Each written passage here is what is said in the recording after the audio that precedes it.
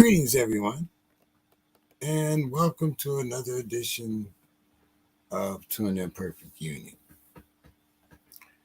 Um, as usual, let's get the commercials out of the way. As you can see, I'm James E. King III, uh, also known as West Coast Steeler fan on Twitter and some other social media. But you can find my Facebook and my YouTube at JE King 3, and our Cash App is JE King 3. Please feel free to donate if you enjoy our program, and if you would like to help keep our program on the air. Our uh, program is sponsored entirely by independent funds. We don't have a sponsor, uh, and that's mainly due to the fact that we don't want anyone to dictate the terms or the topics that we discuss. So, with all that being said, um, I'm going to do something today that I've only done one other time uh, on this show, and that was that this time I came without a script. And the main reason, uh, let me just send a couple texts here. Um,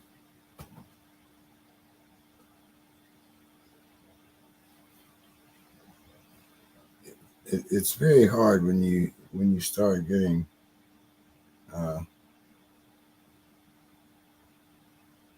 oh yeah, let's try this one here.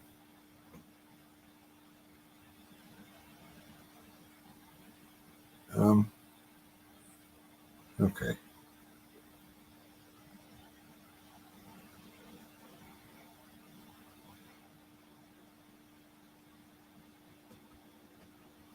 And sometimes I get very frustrated because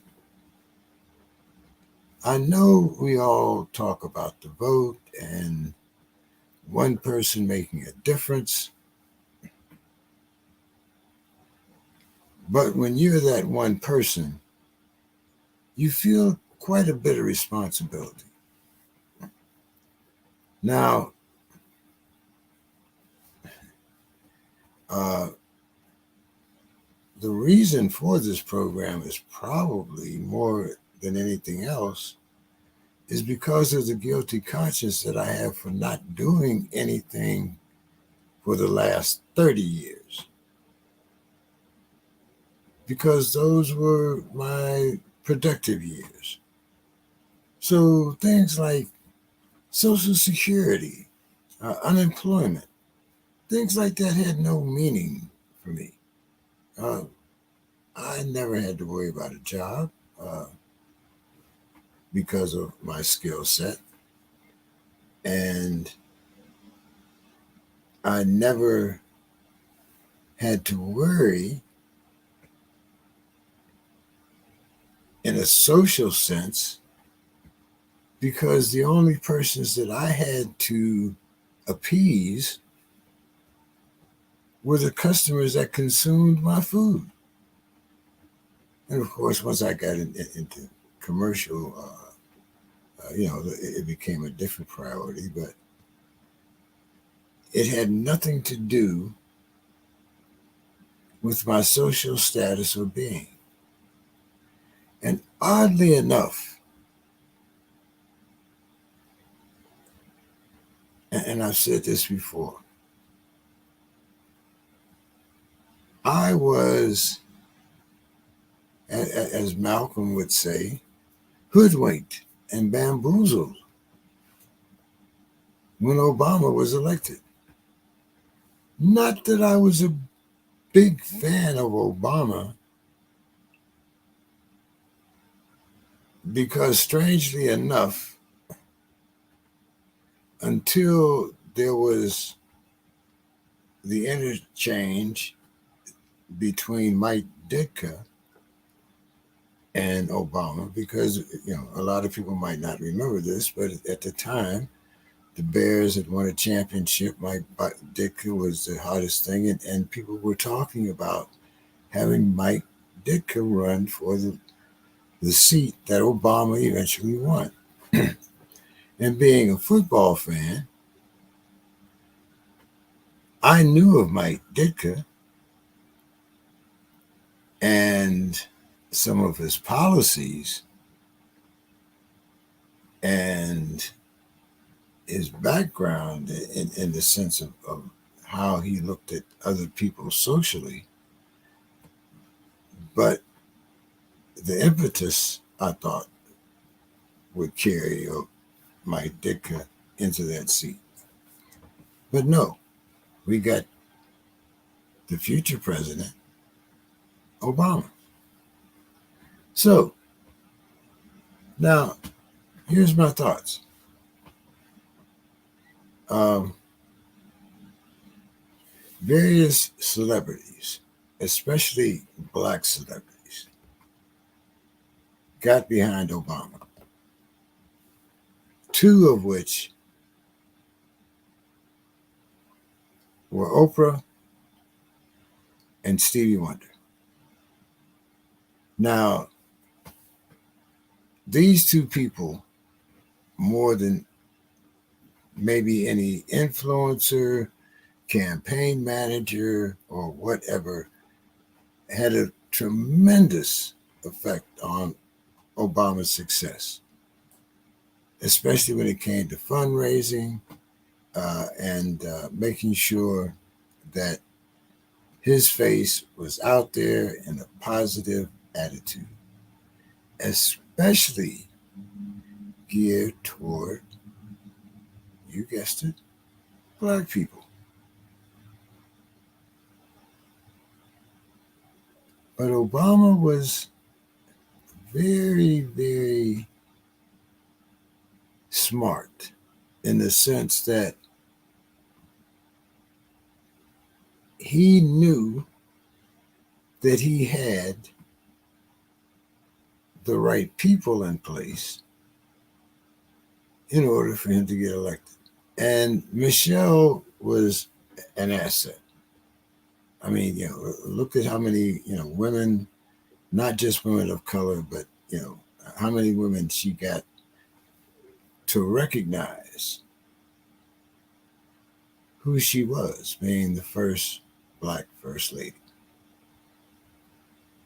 She set up things, from a garden, on the White House grounds, to teaching kids how to grow food and maintain a healthy diet. She got behind a lot of programs, and they were the perfect couple for the perfect storm. And that storm was the Bush administration and how it had started to treat especially its seniors and people on the left. Hence, Obama gets elected. Now, when you're already in your late 50s, early 60s, and you see a man of color as the president of the United States of America, you think that things are headed down a different path. You think that maybe now people have finally decided that we no longer have to be divided by race. This is what the people decide. But then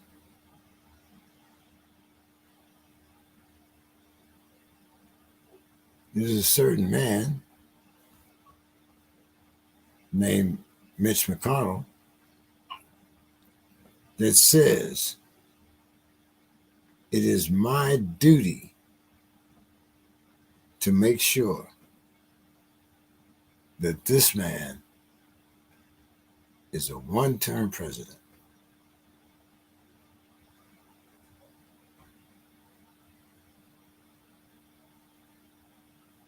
That didn't happen. So let's talk about the first 4 years of Obama. um,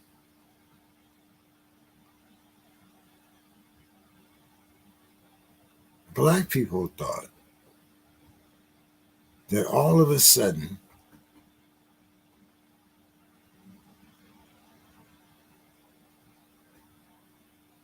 the chains were off. The playing field was leveled.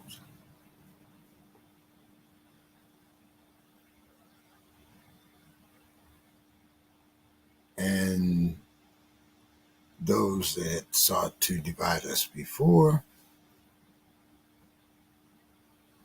well, as they say in one of my favorite movies, you have been found wanting.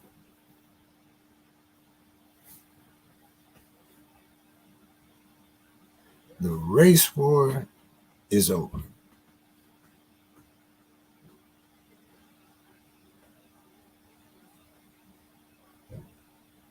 So we thought.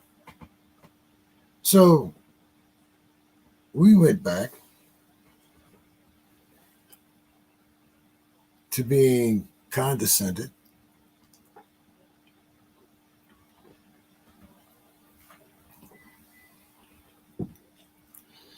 and we got that yes, master, thank you, master attitude. Look at how far we have come. Every black organization, the NAACP and various groups, had said that, now that this is over, we can concentrate on what America really means. Well, here it is a little later, and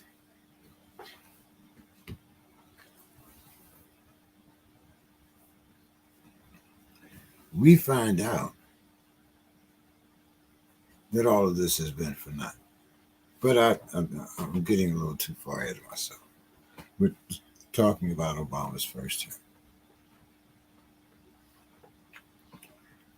Black people are screaming for legislation to be passed. They're screaming for voting rights. Women are talking about equal rights under the law. And the country is ready for change. So we thought. So Obama passes the first 4 years. And the majority of people see no need to change.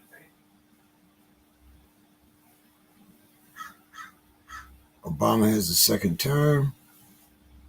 Well, all those things that he was going to do for us in the first term, now he can get done in the second term.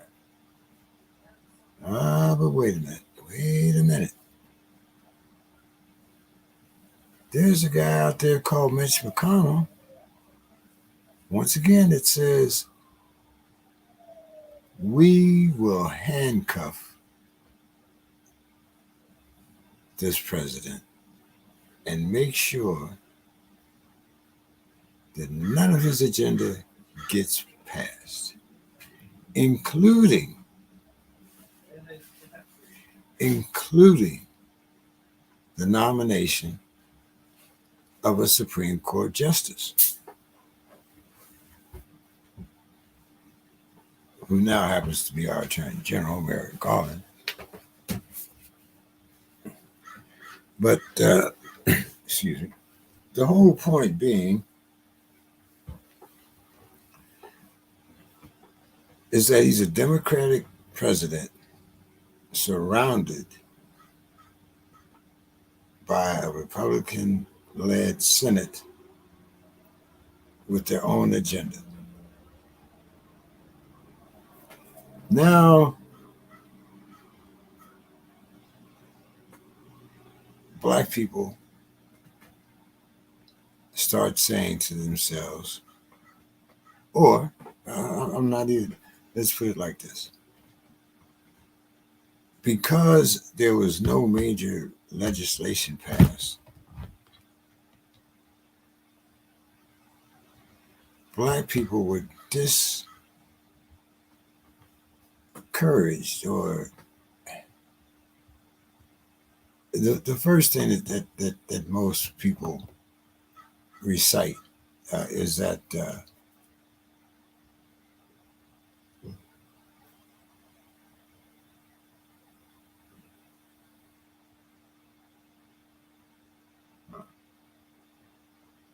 it's kind of like open mic.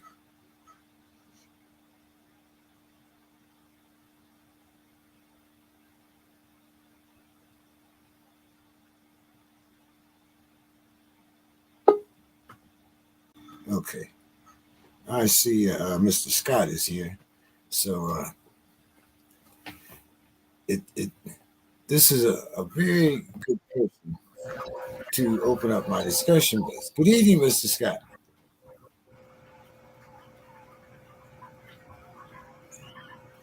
I can hear you, but I don't see you talking. Oh, can you hear me? Okay, I can hear you now. I can hear you now. Okay. I didn't send any topics tonight, Mr. Scott, because it's kind of what I call an open mic night. Oh, Um, wow. Well, if that's the case, then I can just start off. What I want to say is that the Detroit Lions coach is the biggest dummy in the planet. I mean, what's Oh, and then I wish Bill Carroll was here because I could just tell him, ask him about his analytics and all that foolishness. You know, you don't punt the ball, you go for it on fourth down in your own territory. You try to kick 60-yard field goals. I mean, and give the ball to the. Oh my goodness, what idiocy! I mean, I could outcoach all of these guys. well, but hey, we do have the Rooney Rule, so you might want to apply. But you know, uh, but no, I was actually, and once again, this kind of goes back to a personal family experience, and I had two questions, and one kind of I know you say I always pick on Minneapolis, but it's not just Minnesota. This happens here in Southern California, be it LA or San Diego. Uh, I can go back to Cleveland. I can go to Newark, New Jersey, uh, and one time Camden. But how do we, as the elders, quote unquote, reach out to our young people without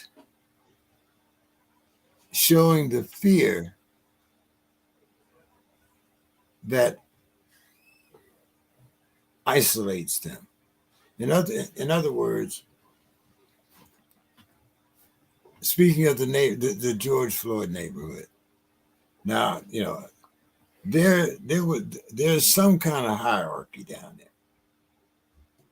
Be they young men or be they men of somewhat older. And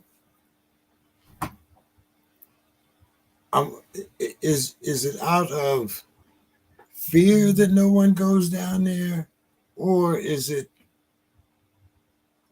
this place is already corrupt, so just let it fester?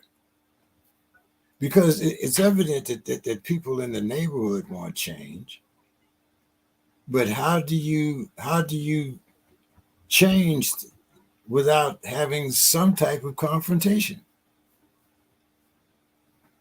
Well, then the people in the neighborhood have to have a stronger voice. I mean, just because you say you don't like something, but we're going by what we see. We don't like what we see going on. It's not like it's against anything. I mean, I didn't say I was against it. I'm just saying that what I see is not doing anything for the community. And so, in what we see, and so who's going to act on it? Who's going to be the strongest voice? And right now, it's really in a holding pattern until this election comes up in November. So we see who the new Hennepin County attorney is, who I think she's going to come in there and clean up this whole thing if she can get in there. And it's looking good for her. Martha Holton Dimmick is her name. And until you get somebody that really wants to take the bull by the horns and say, I'm not going to stand for it anymore, it's not going to work. And I'm still waiting on the new, what is his name? The new Carlton Alexander, or I can't think of his name, but he's new safety director for the city. And actually, we're trying to get him on our Black News next Saturday.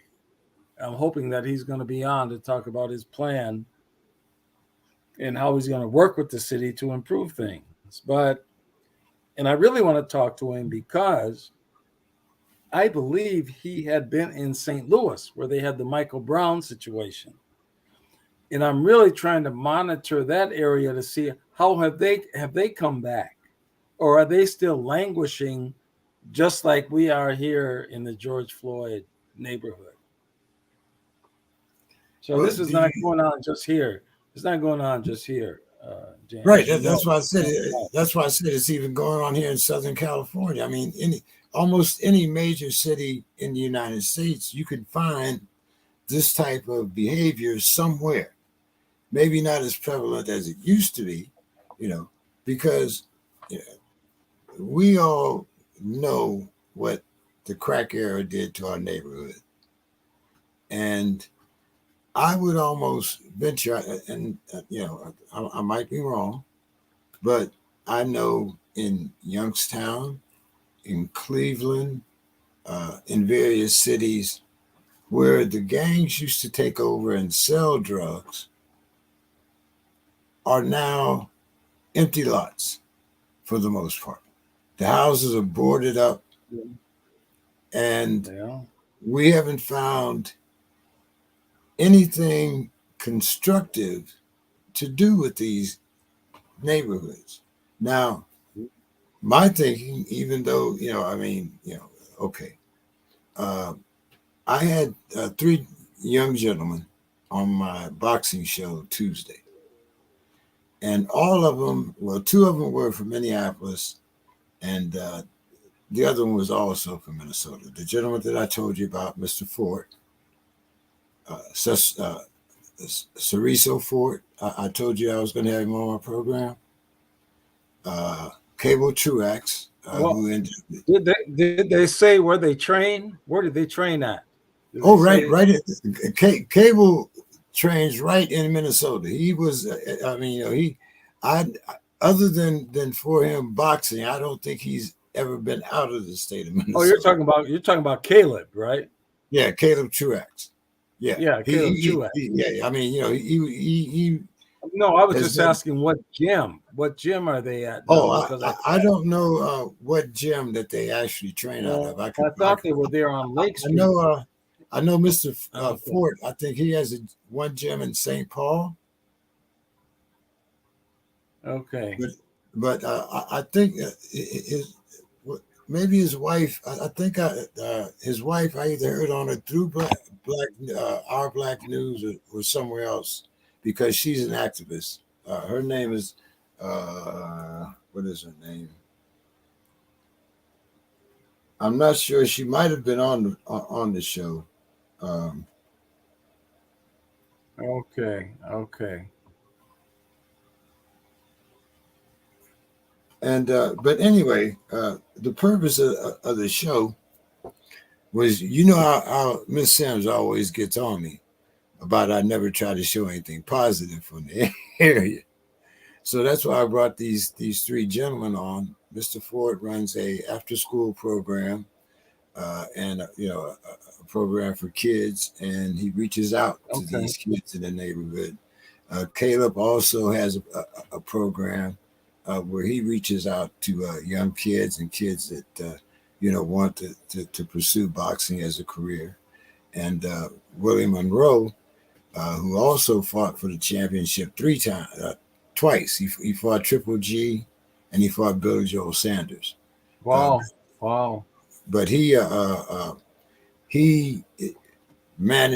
manage boxers to manage their money after they get out of boxing, or young boxers that are getting into the business, to not be broke when they leave.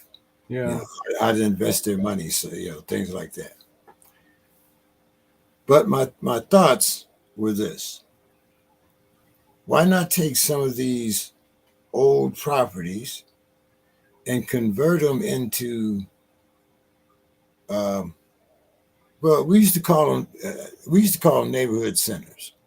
The kids would come down. There'd be a Yeah. basketball court there. Maybe you'd have somebody there taught them how to play music. I mean, you'd have different activities for kids within the Yeah. neighborhood. I Because if you know. have some, if a child doesn't have anything to do, he'll more than likely follow his peers. Yeah. It's funny, that we're talking about this because there was some young kid that called me that saw my books and saw that I've contributed to a lot of the music history here in Minnesota. And this guy is from Europe, from the UK, and he's doing something on Minnesota music.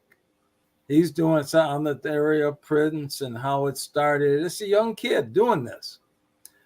But the thing is, as we were talking about there were two places. One of them over North Minneapolis called The Way, run by a guy named Spike Moss, Kansas City. I think Spike might have been a boxer, come to think of it. And then there was another guy in St. Paul named Robin Hickman, no, Bobby Hickman, that had a place called the Inner City Youth League. And both of those places had boxing rings, and they had places where you could, if you didn't have an instrument, they had the instruments there. And we would go to those places as kids, and then on the weekend we'd have little dances, and the little bands would play and play records, and then we would go to Minneapolis, we would go back to St. Paul. Now Bobby Hickman, his uncle was Gordon Parks. Okay, Okay, the great movie guy. That was his uncle, because Gordon lived in St. Paul with them. He was a okay. big family member of them. And so, but when you bring that up, that's how I knew all the music people. That's how I knew and all of us went to different churches. And that's kind of how we started the music kind of a thing. And then we got off and did our own things. But the whole thing, I mean, was Alexander O'Neill. He came up here from Mississippi, just hung around with us. Ann Nesby, that was in the Sounds of Blackness. Her sister is a great gospel singer up here. But there were these organic things.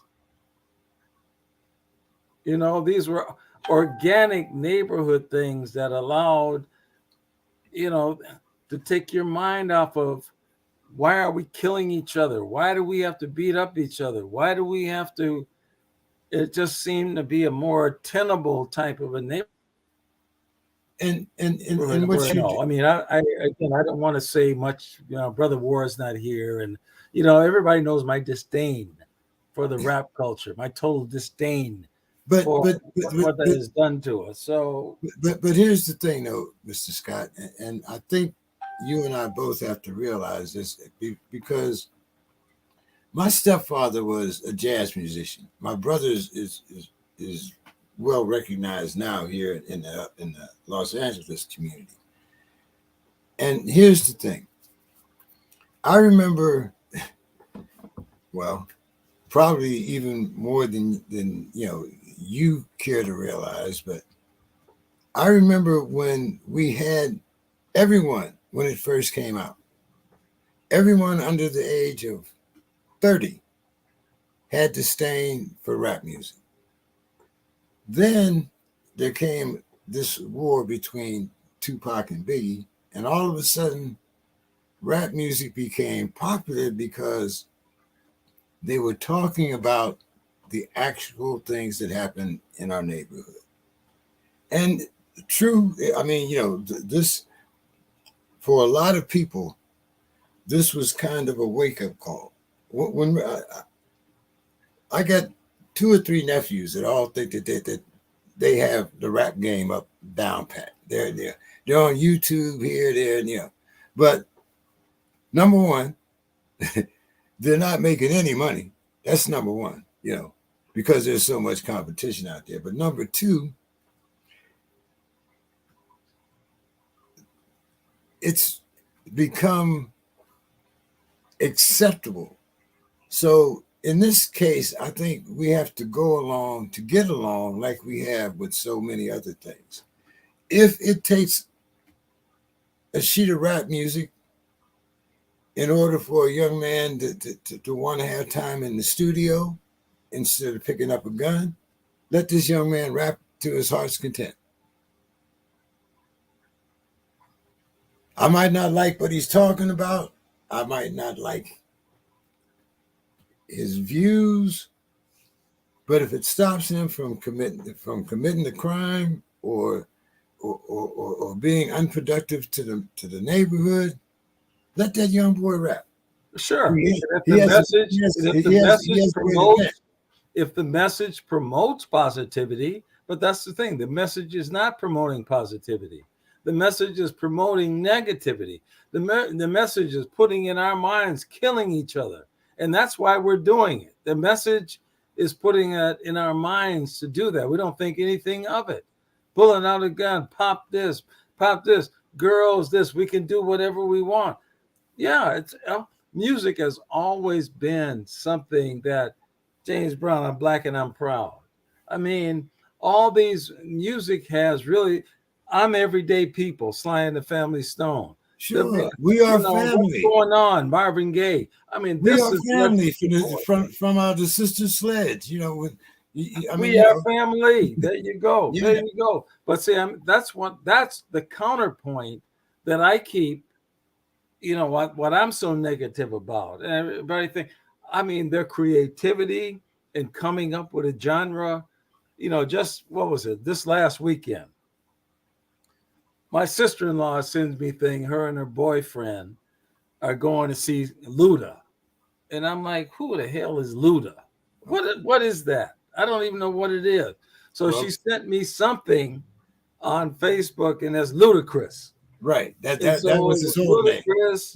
And another guy was just jumping up and down. A guy with a DJ, and everybody was the place was packed, going wild.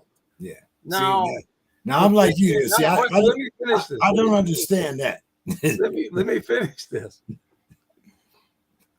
The Ludacris guy, I mean, these rappers, when you get 50 years old, I mean, to me, it just seems kind of ridiculous. But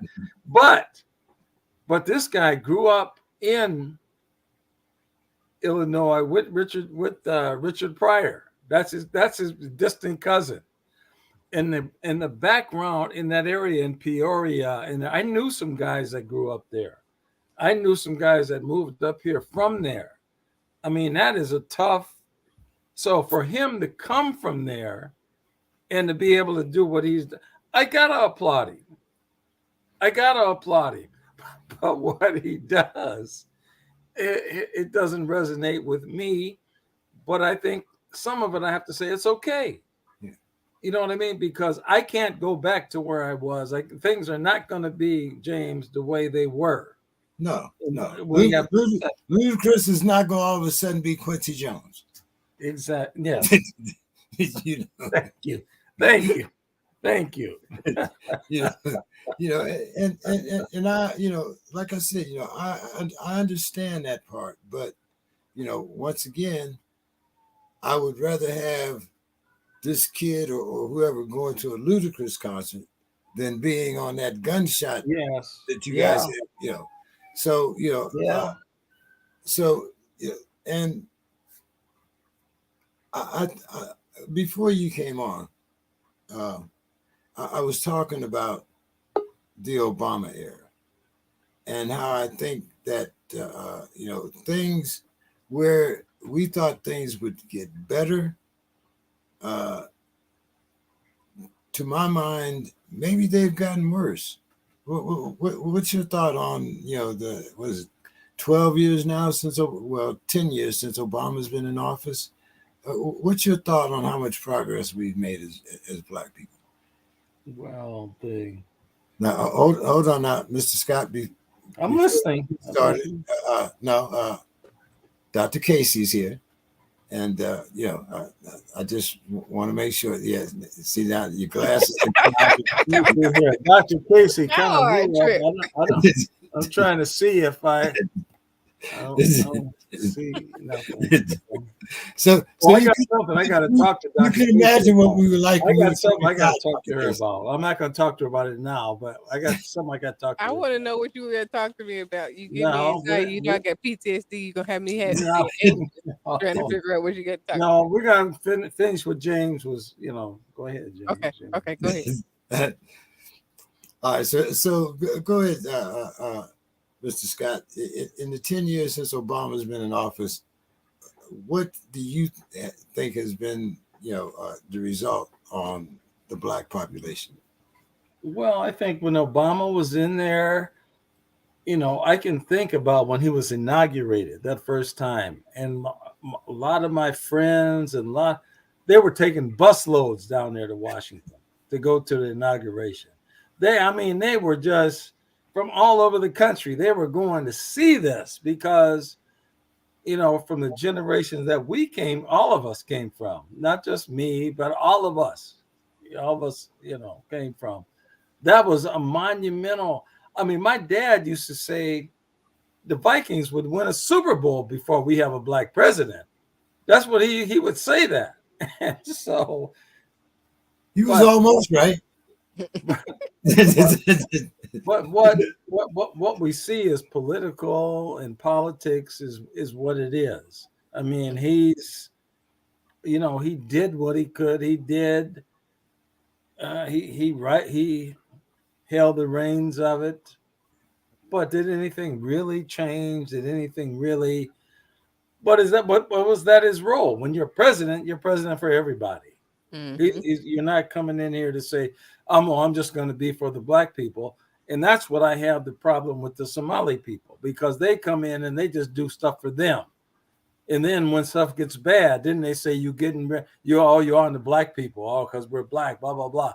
But then when we're doing so, they don't band with us. So the political thing is so no, I thought Obama did what he had to do, and it's very interesting that ex-president Obama, George Bush, Clinton, they don't say anything about all this stuff. Trump makes like he's still president. 45 just gets up there like he's still president. He weighs in on everything. He Well, according to him, he still is. Y'all stole the election, so he is still president, according to him. so we're seeing all this stuff in real time now, and we should be able to make up our minds. It's like my mom used to say, don't worry about what everybody else doing. You just try to do right. And Right. you just try to figure out what's the right way. Don't pay attention to them because they don't know. But But Dr. Casey, when Obama won the first time, the first thing that Mitch McConnell said was, "It is my duty to make sure that he is a one-term president." I mean, well, clearly he didn't and, oppose his duty. failed. He but when failed. he was That's a failure. right, but when he won the second time, he also said that Obama would never be able to uh, put someone on the Supreme Court. If you remember, they nominated Merrick Garland, the guy that's our Yeah. Attorney General now, Yeah. and they wouldn't even give him a hearing Yeah. because he Yeah. said that Obama was a lame duck president, and there was no need for him to appoint someone to the Supreme Court that he knew would be a liberal and would not overturn Roe v. Wade. So why did all of a sudden we get this comfort that because we have someone that looks like us in office, that they actually have power? Well, we have to come to the realization that the president is kind of like a CEO of a company. And the board of directors and executives are the people that actually hold the most power, and that the president doesn't have as much power as we would like to believe. And when we come to that realization, then we can really get further as a people. Because the senators and the congressmen really do most of the controlling. So I think that overall we've had a misconception of what the role of the president truly is and what they're actually capable of, because they're not capable of as much as we like to believe that they are. And Obama realized that. He I mean, realized that's why he had to negotiate, and he realized that, yeah, he's president, but he couldn't put somebody in the Supreme Court. They blocked him from doing they blocked him from doing all kinds of stuff that he wanted to do. The So Voting I Rights mean, Act. at some point you will lose your stamina and your the will to even try, because you already know what you're dealing with. And it's your last term. You can't run again anyway. So there's yeah, not really a lot that you can do. yeah. Yeah. But going now, Mr. Scott, this might alarm you, but I don't think percentage wise that crime within the black neighborhood has changed. And the reason why I think that's happened is because of a certain apathy that we feel as past slaves. We have that thank you, massa, and please make me safe, massa, instead of taking care of our own and trying to. I don't. Yeah, I'll say it. Trying to police ourselves.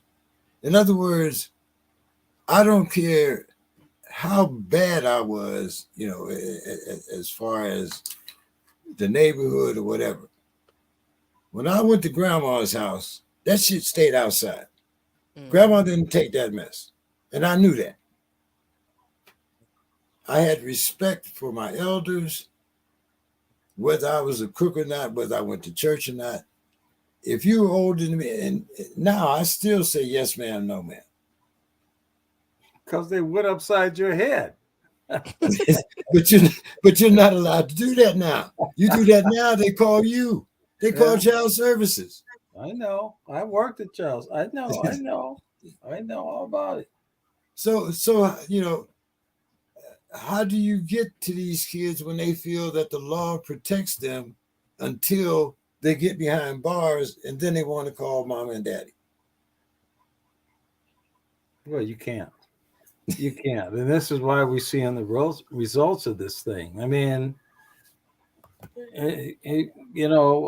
as I say, first thing I always say with these situations is, where is the parent? Where is your parent? Once I see what your structure is, then I can tell what's going on. I can tell why things are the way they are in your family, in your group of people. And then we would try to bring people together. We'd have a family group conference. And yeah, we have lost the wherewithal to just do the basic things in life. It's just basic. You have a kid, okay, well the relationship doesn't work. Those things happen. That's but somebody has to still be responsible. And we've lost to me, we've lost a lot of that inner thing and support from family members to help you. I mean, I uncles, aunts, I was close to all of these people. They used to have a thing, New Year's Day. Yeah. They had a thing, all these people were from Alabama. And New Year's Day, the first thing that would have to happen, you make some black eyed peas, but then a man had to come to your house before anybody came into your house. I mean, it was just kind of a ritual. And so they would always go, the church members, the church guys, or my uncles, or they would stop by the house because they believed, I don't know if it was luck or if it was just, I don't know what it was, but you had to have a man come to your house before anybody stepped foot in your house on the first. I mean, we had types of things that we adhered to and kind of kept us focused on what we needed to do. And now, uh, I just don't see cohesiveness, and I see it's been destructed systematically by freeways and neighborhoods and school closings. All these things have happened that have really kind of left us trying to figure out where do we fit into this? What can we do instead of connecting with ourselves? I mean, this is the best thing that we can do is connect. Nobody's going to be for us more than us. And so why we don't connect more like that is what kind of perplexes me. Now, Dr. Casey, this is kind of where you come in because I don't know if we give your program enough hype on this show, if you want to call it that, but Speaking Freedom TV seems to have a different type of construction. You take usually. I'm thinking that you don't do a lot of recruiting. People come to you. Well, I actually, in my business, I do not take on one-on-one clients because it's too much pressure and stress for me, medically. So what I do is I provide information based on common community scenarios and general situations, and then I provide advice. I did not get into life coaching or my realm of life's work for financial gain or benefit. So I don't seek to profit much. I just want to provide information to help people to grow out of wherever their current situation is. But how do you find these people? Do these people come to you? Do you? Yeah, I mean, do you have a shingle out there?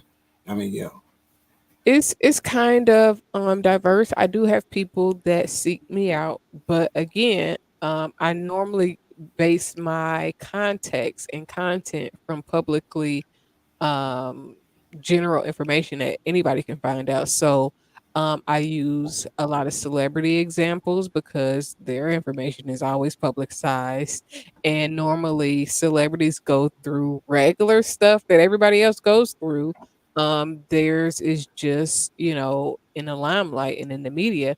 So it's easy for me to use those people as examples, but I also reach from just my own wherewithal and information from my own life and just kind of generalize stuff so that I can help people. I follow a lot of different groups on Instagram or on Facebook. I follow a lot of different people on Instagram. I go through, I don't follow a lot of blog and gossip um sites, but I do frequent them sometimes to get information.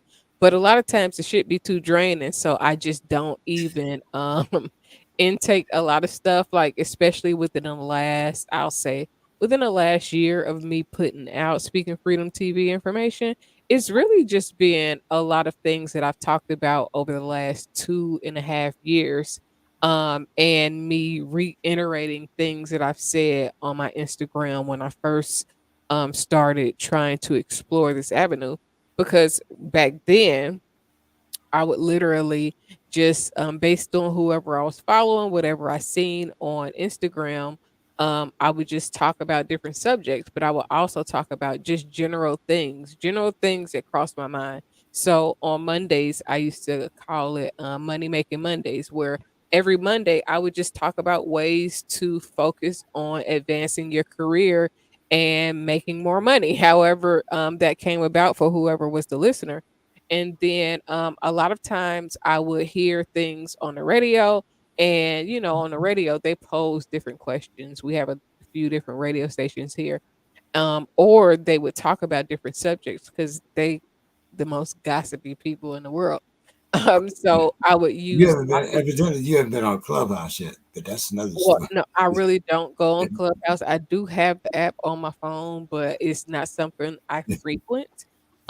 So I would go on there, listening to the radio, and the radio would talk about what such and such got going on, or like at the time when I first started in 2013 to 2015, I used to listen to V103 here in Atlanta, and they would have people to call in, I mean, and write in and ask relationship questions or ask them for advice. So I would take those opportunities to render advice based on whatever it is that I was hearing. Well, I'm Um, glad to hear that because that kind of segues into what I wanted to ask Dr. Casey okay, go ahead. about giving advice in relationships. And I wanted to know what you think. There's a situation where there's a gentleman he's a high profile coach in the National Basketball Oh, League, you and talking about Nia Long boyfriend? What he's about?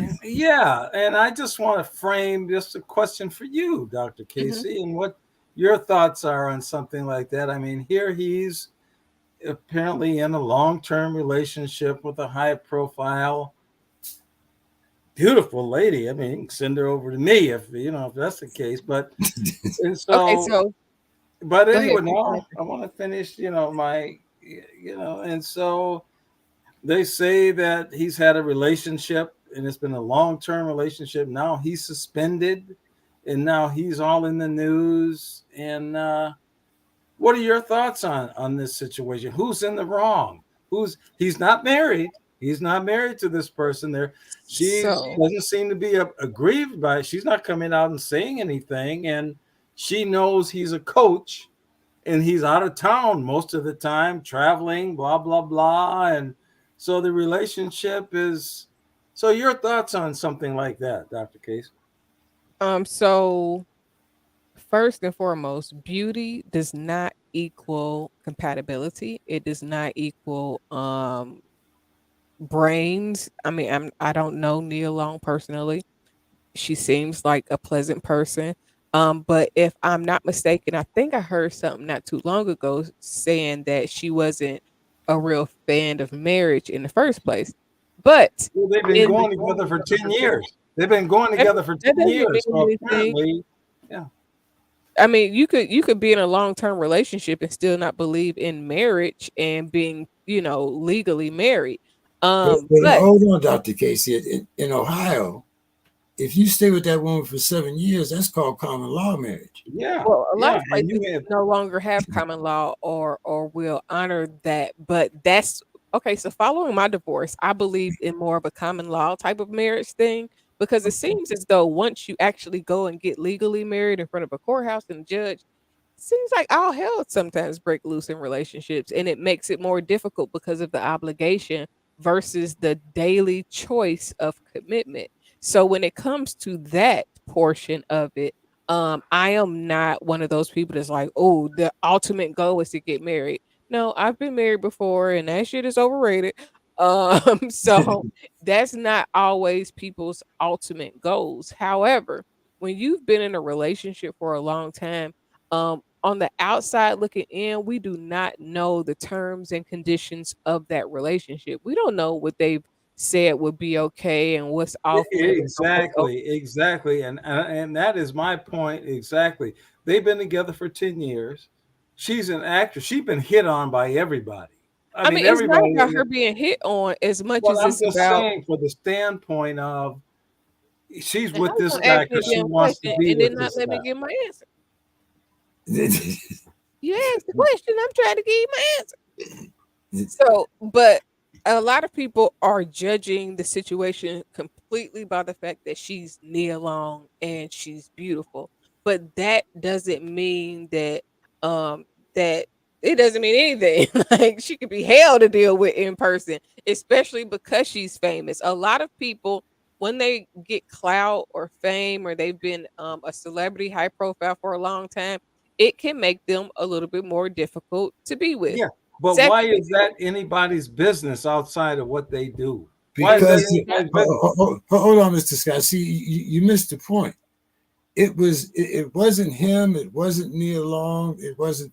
It was the Boston That's Celtics what I'm organization. saying. Why Okay, is it right. anybody's business? Be- because because he is a employee of an organization that both of them. has somewhat of a duty to make sure that they uphold certain standards. So Okay. once he decided to sleep with somebody that is also an employee of the team, then But that that is person a also decided to sleep it with does it him. That But that person guess but did what? the same but discretion that he did. but that was not what the Boston organizations. That's not what the Celtics said. It's just like Kurt Cousins and what he did with the Vikings. Kirk Cousins said he didn't want to get vaccinated. Vikings said that's okay. They could have suspended him if that had been the team policy. The Boston Celtics said if you're up here and the other employee is underneath you, then that is a form as far as they're concerned, as far Sure, as their sure, sure. organization, and they But are but a but then private. Hold Ojoka on is the now. only person that's ever done that in the whole No, National Football League, the whole baseball league, the no, whole You missing the but point. nobody's ever done but that but him. but he's the only one that got caught. Yeah, that's the main it, part. it, If does, you it get doesn't caught, that's matter how the many other problem. people got away with it. He's the one that Okay, got caught. okay. If you go My down my and my get, okay now my dad with the books, my dad had was called a press card. So we could go to the baseball games, we could go for free. We could go to places with this press card. Okay. We go to see the Yankees and they invite us to a party. Oh, Roy White. I can't think of he's the only one I remember because he was tight with dad. And there's all kinds of girls and people there and all kind of, I mean, this is, and he's not married. That's my point there. He's not married. but he's still a member of the organization. It And doesn't so matter was whether the person he was with. he's married. He's married to the Boston Celtics. That's who pays his paycheck, right? And so is the person that he's with is too. But we don't Right. hear anything about that. Because they're not as high profile. You don't hear about the bat boy on the Yankees. You hear about Judge. You don't hear about the little kid that hands in the bat to hit the home run. So, did you want me to finish answering the question, or are you gonna keep cutting me out? No, I want to hear from Dr. Casey. I'm sorry about, I don't want to. So, no, I mean, you have a valid question. It's nobody's business. I mean, despite who he works for or whatever, they don't have to publicize it. But with the organization of that standard and that stature, they're going to cover their asses. And at the end of the day, especially when it's a black man. Yeah. But So this has been going on for a long time. They have known about this for a long time, So and it's evidently only a something problem. happened that brought it to the attention in There which you it go. leaked to the press. There you go. But regardless of that, the specific question you asked initially was about him cheating on Nia Long. We don't know what their relationship is like. A lot of times we see people and we think, oh, relationship goes, and you're thinking that they must have a good relationship based off of whatever pictures or whatever you think people may Well, we be don't have like. nothing to do with their relationship. They can do whatever they want to do. I mean, who? That's up to them. I mean, it's not illegal. You're not married. He's not doing. I mean, it's I mean, But people gonna do what they want to do regardless. Mr. Scott, if he had had a relationship with someone on the Minnesota Timberwolves, he wouldn't have got fired. It wouldn't be even news. No, it's the fact that he did it within the team organization. You understand the team concept. I know you didn't play baseball, and it's just the well. fact that he did it within the team concept. If he had Does been it have going, anything to do with the fact that he's black? of course, Well, of I mean, course. come on, come on. What do you mean? Come But on. again, the thing is, you are not supposed to get caught. I don't give a damn what you're doing. If you doing something and the company policies specifically say don't do it, and then you get caught doing it, and then they said that the girl is the same person that's booking flights for Nia Long, and she doing like in the public statement that was released, Nia Long said that she was devastated and it took her by surprise, but she might have known. Listen, one Of thing course that she COVID knew. did, Of course she one knew all about it. no, She, no, no, that's she not knows always the that he case. travels around and all That these. does not Well, mean nothing. Everybody that travels for a living does not cheat. So to surmise that is not accurate. If, However, if he had been a rap musician, see you'd be vindicated. I mean no, because the thing is that one, different people have different things that float their boat in a relationship. They both might have outside relationships. They both yes, might be doing different things. Who yes, knows? yes, But yes. the fact of the matter is he violated what the team code is. In the team, even if he was doing it, he wasn't supposed to get caught. Like plain and damn simple. But to sleep around with somebody that is on the team that is has something has to be connected or have some type of pull because it's making headlines. If it was just some Joe Blow, somebody that worked in the office, it wouldn't be big deal, but they didn't did something to get caught where somebody then caught them in their interactions. It could be his assistant, it could be somebody on the coaching No. staff. That is a violation. You know why? Because that can mess up the camaraderie of the whole athletic team. The whole Okay, team. okay, Suppose okay. she get But suppose they she get said mad. it was Suppose she gets mad consensual. at him, Mr. They Scott. said it was. They said it was It consensual. does not matter. It Consensual. don't And matter. see, that's You the know what thing. fraternization Yes, it is? is. Do you know what fraternization is? You cannot fraternize with people that you work with. Period. Point blank. Okay. Especially and get caught. That's in the military. That's in any organization that I can't even say no any organization that it wouldn't be in. That's in every organization. You are not supposed to mess with the help. You know why? Because if something goes wrong and then that person can blow up whatever the hell y'all got going on as an organization, Well, as a team, or whatever the case may be. So at the end of the day, you asked, I don't even know what the actual question was. I don't know if you was asking why it was publicized because he fucked up. He got caught. Plain and well, day. again, And, my point is just this: it was consensual. It don't And matter. but no, no, no, no, no. These things are consensual. It don't Say matter. if you know what. The team didn't Say, consent say, to it. say I come to Atlanta and I say, oh, me and Dr. Casey, boy, we just, this the thing and everything. Nobody Do we knows work about it but me together? and you. Do we but work hey, Okay? together? but that's the Listen, difference. listen, let me finish this. Nobody knows about it but me and you. But This then is it's not hypothetical. consensual until somebody does something or says something, and then all of a sudden, oh, okay, well, all the stuff was not consensual now No, you because better of go the back. thing Nobody you're said not You, that doing though. what I told you to do or what I want you to do. So now it's not consensual. See, that's Nobody in the situation said it was non-consensual. yeah, They said it was a consensual relationship. It does yeah, not matter if it was consensual it if was the team against did company not. Yeah, policy. it's against company policy. If you Period. go Point and blank. if you was still working with child welfare and you mess with one of the dang on other employees, especially somebody that's lower ranking than you, then guess what? They might not publicize it to everybody in the world, like media, but in your company, guess who's gonna get fired?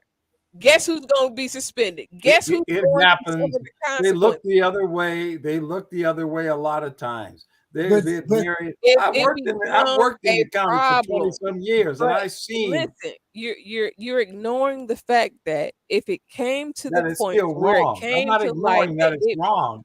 I'm not ignoring that it's wrong. I'm knowing you that won't even let me, what I'm Mr. saying is Scott, that will some you of them get please away with hush it. for a second? Could you hush for a second? Yes, ma'am. It has to have become a problem. It's beyond whether it's right or wrong. It's problematic for the team. Period.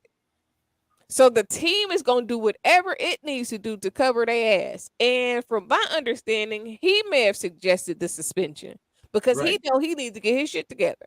Well, But one thing that he had three choices. He could resign, he could get fired, or he could take the suspension. He one had three thing choices. He one took the suspension.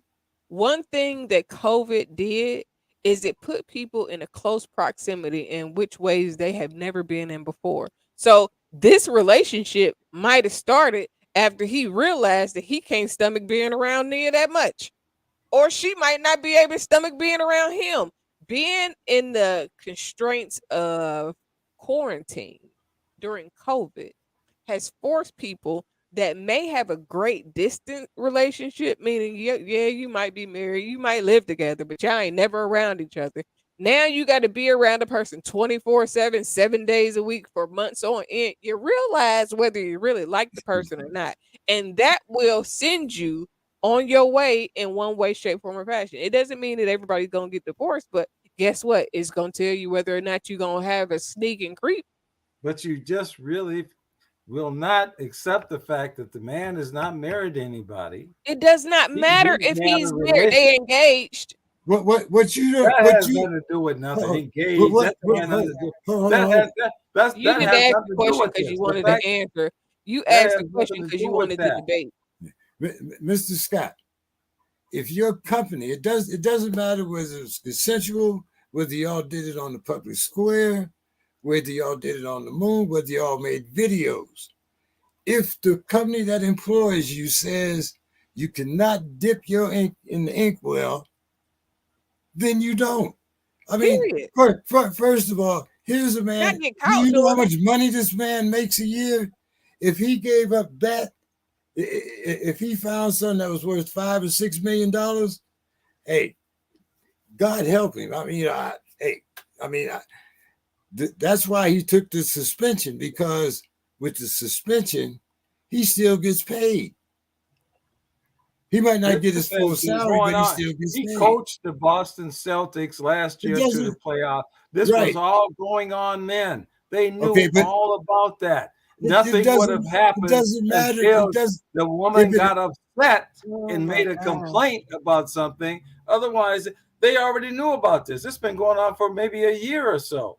Who knew? but How you like know you they knew said, about it? Mr. Scott, this has been going on for years. But maybe she said something.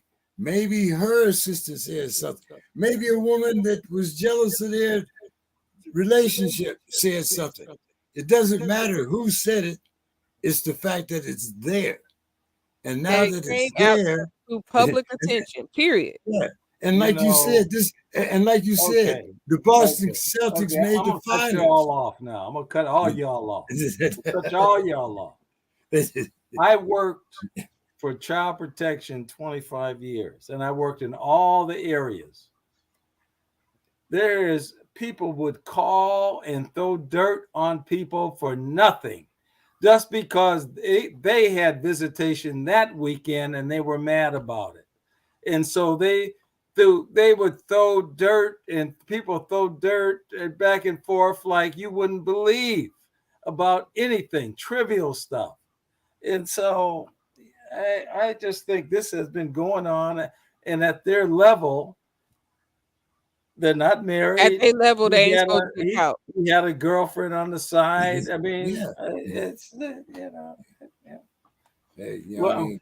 we always have divergent, yeah, and that's what I come from the other side. I come from the rap. I'm against it. I'm against analytics. I'm against the rap side. I'm against How's it? But see now, but the thing of it is, Mr. Scott, it's 2022. You can't use an abacus no more. You got to learn how to use a calculator. You got to learn how to use an iPhone. Even in music, you don't keep the same. You might still have that same guitar that you bought when you were 16 years old, But you changed the but you chord. don't play it. You update it. You got different speakers. You play with it. A different tone. You know, you take those things that you learned in the past and you bring them to the future and you improve on them. Maybe the rap game hasn't done that for you, but what I'm trying to the point is that you can't stay in back in history and don't accept change because that No, is that and is more frustrating than anything else because you I'll can be the never be first to satisfied. say, I'll be the first to say that when people say, "Oh, I'm upset, things ain't the way they used to be." Well, Duke Ellington told you that back in the '40s with his song, "Things are not the way they used to be." That's the way life goes. So It's you not have can it be so better? so you have to put Them your getting caught up is the way life goes. That's the same thing apply. so Dr. Casey, another thing that I asked about, I was asking Mr. Scott about, and I know this might be a little bit out of your realm, but what I was asking is how do we get to the younger generation and maybe how old is your daughter? She is 12. Okay, well, I'm speaking more about the 16 to 18 group, maybe the 13 to 18 group, where you start getting the real peer pressure, and for the first time you're going to high school. How do we reach those young kids and still? Well, I'll put it like this: I think older people have a fear of younger people, like just like white people have a fear of blackness. I think that once you get a certain age, you have a fear of talking to kids younger than you, like in the 25 to 35 age group, because in a lot of cases we don't understand or we don't attempt because a lot of them are into different genres. Like for instance, how Mr. Scott talks about the rap game, and what I said was earlier. I would rather see a kid in a studio rapping than be outside with a gun. But how do we get that kid to the studio if we don't understand what's in his mind? It when you're dealing with children, teenagers, you have to be able to relate to where they are, what they've been through, and then meet them where they are as well. Because you can relate, but if you can't get to them or meet them where they are, then it's going to be a disconnect. Then you have to be approachable. You have to be somebody that they feel like they can confide in and that they can talk to. When I was in high school, I had teachers, some teachers that were, not so welcoming, but then I had one teacher, her name was Miss Douglas. She was somebody that I knew, well, it might have been Chapman at the time. She was somebody that I knew that if I was having a problem, I could go to and speak to because she would talk to us like she was not necessarily one of us, but that she wasn't either above us or beneath us. She would meet us on our level where we were. She would talk to us like she had been where we were and in our shoes before. So it made it easier for us to go to her and talk to her. And I mean, like always kept it real. Even when I look at her videos now, she teaches in college. She talked to them like, like she is one of them as an authority. So it's about um learning to give people one something to respect, but also being able to communicate with them about different subjects. Just in general, a lot of people go through a lot of things, but if you walk around like you are going to be judgmental, or like a child couldn't have a place to come and talk to you and confide in you, then you're not going to be able to impress any type of influence upon children. And that's the biggest thing, like being approachable. Like I talk to my son, he's 13.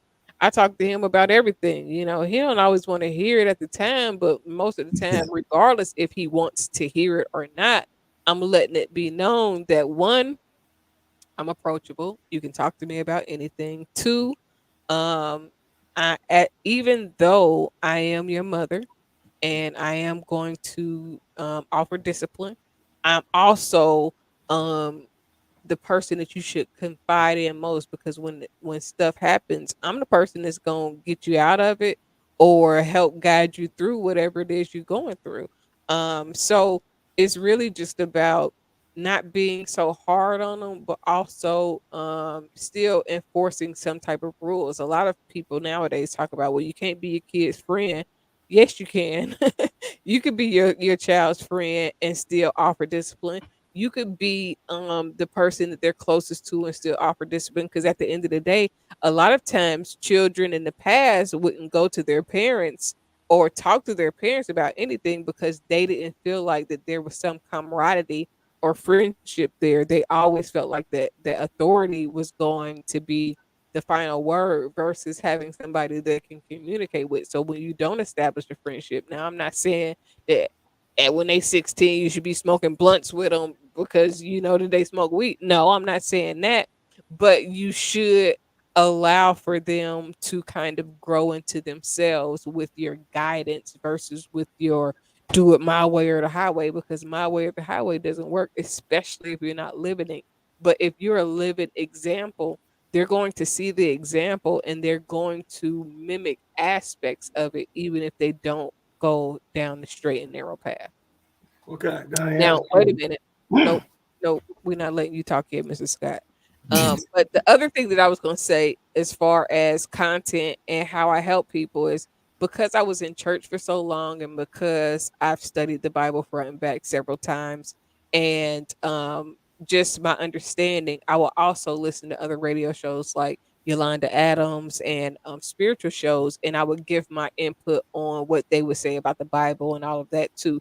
Now, I've regressed from some of that because I just don't be feeling like fussing about shit that, people believe how they want to believe. And I mean, it's only so much you could say. But instead of trying to go and find things to debate about, I just expand what I know um, in accordance to whatever it is the subject is. Now, you can go ahead, Mrs. Scott. Well, no, I was just going to ask you a question about when you were talking about the teacher, that influenced you.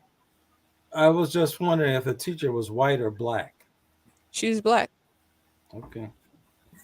Now, Dr. Casey, I want to make a comment on something you said there when you were talking about smoking blunts with, I won't say kids, but I'll say, uh, here's my experience. Usually when I go to LA, I go around my nephews and whatnot, and, you know, they're all in the rap game. Okay. So my influence on them is that I can talk to them. Hmm. But usually that's in the contents of us smoking a couple blunts, listening to, the raps that they have, and finding out what drew them into that circumstance to begin with. I mean, at a reasonable age, like when I was 17 and kind of out of high school, like had got taken out of high school and wasn't going to school, my cousin's well, now husband, but boyfriend at the time, he used to smoke with me sometimes or let me hit the blunt. Yeah. But I was Yeah. already doing my thing, so it wasn't like he was introducing me to something new. In some instances, it's better to smoke with somebody. I would rather my children come to me then and smoke here in my house than go out Right. and be Right. getting weed from That somebody that that could be, tainted. that was one of the things that I kind of regretted that I never got to smoke a blunt with my mom. Me and my dad smoked together, but it was just that I wanted to her to experience that part of me that she had never, that, I in would other never words, smoke a blunt with my mama. in other words, I'm not a druggie. You know what I'm saying? But this is what I do to relax, and this is the reason why I start. I mean, I started smoking weed when I was 12. So, me smoking weed now is no big thing. I've been smoking weed longer than a lot of people been living. Right. But Well, the but if thing I have is, to use that tool in order to get to that kid, if I have to listen to whatever he's saying, then I'm willing to do that. But I'm willing to meet him on his own territory and not try to bring him into my, little territory until he's ready. now, like if they already smoking blunts, um, personally, would I hit a blunt? And I'm talking to some people younger than Well, me. not. I mean, this is before COVID. Of course, I mean now, I mean, I, no, I'm just saying in general. yeah, I because like I remember the first time my mom tried to smoke a blunt with me, and I was like, "Girl, you is not hitting my weed." Like, first off, we don't even have that type of relationship. You know what I'm saying? Like, for yeah. you to Well, think that I'm gonna be like, "Oh yeah, it's cool," because it wasn't, because we wasn't like that. because Um, if in you're order taking bank robbery money, I don't see nothing wrong with you smoking a blunt with me. Right. But, in order for you to be okay with something like that, it has to be a certain level of relationship already established when it comes to me.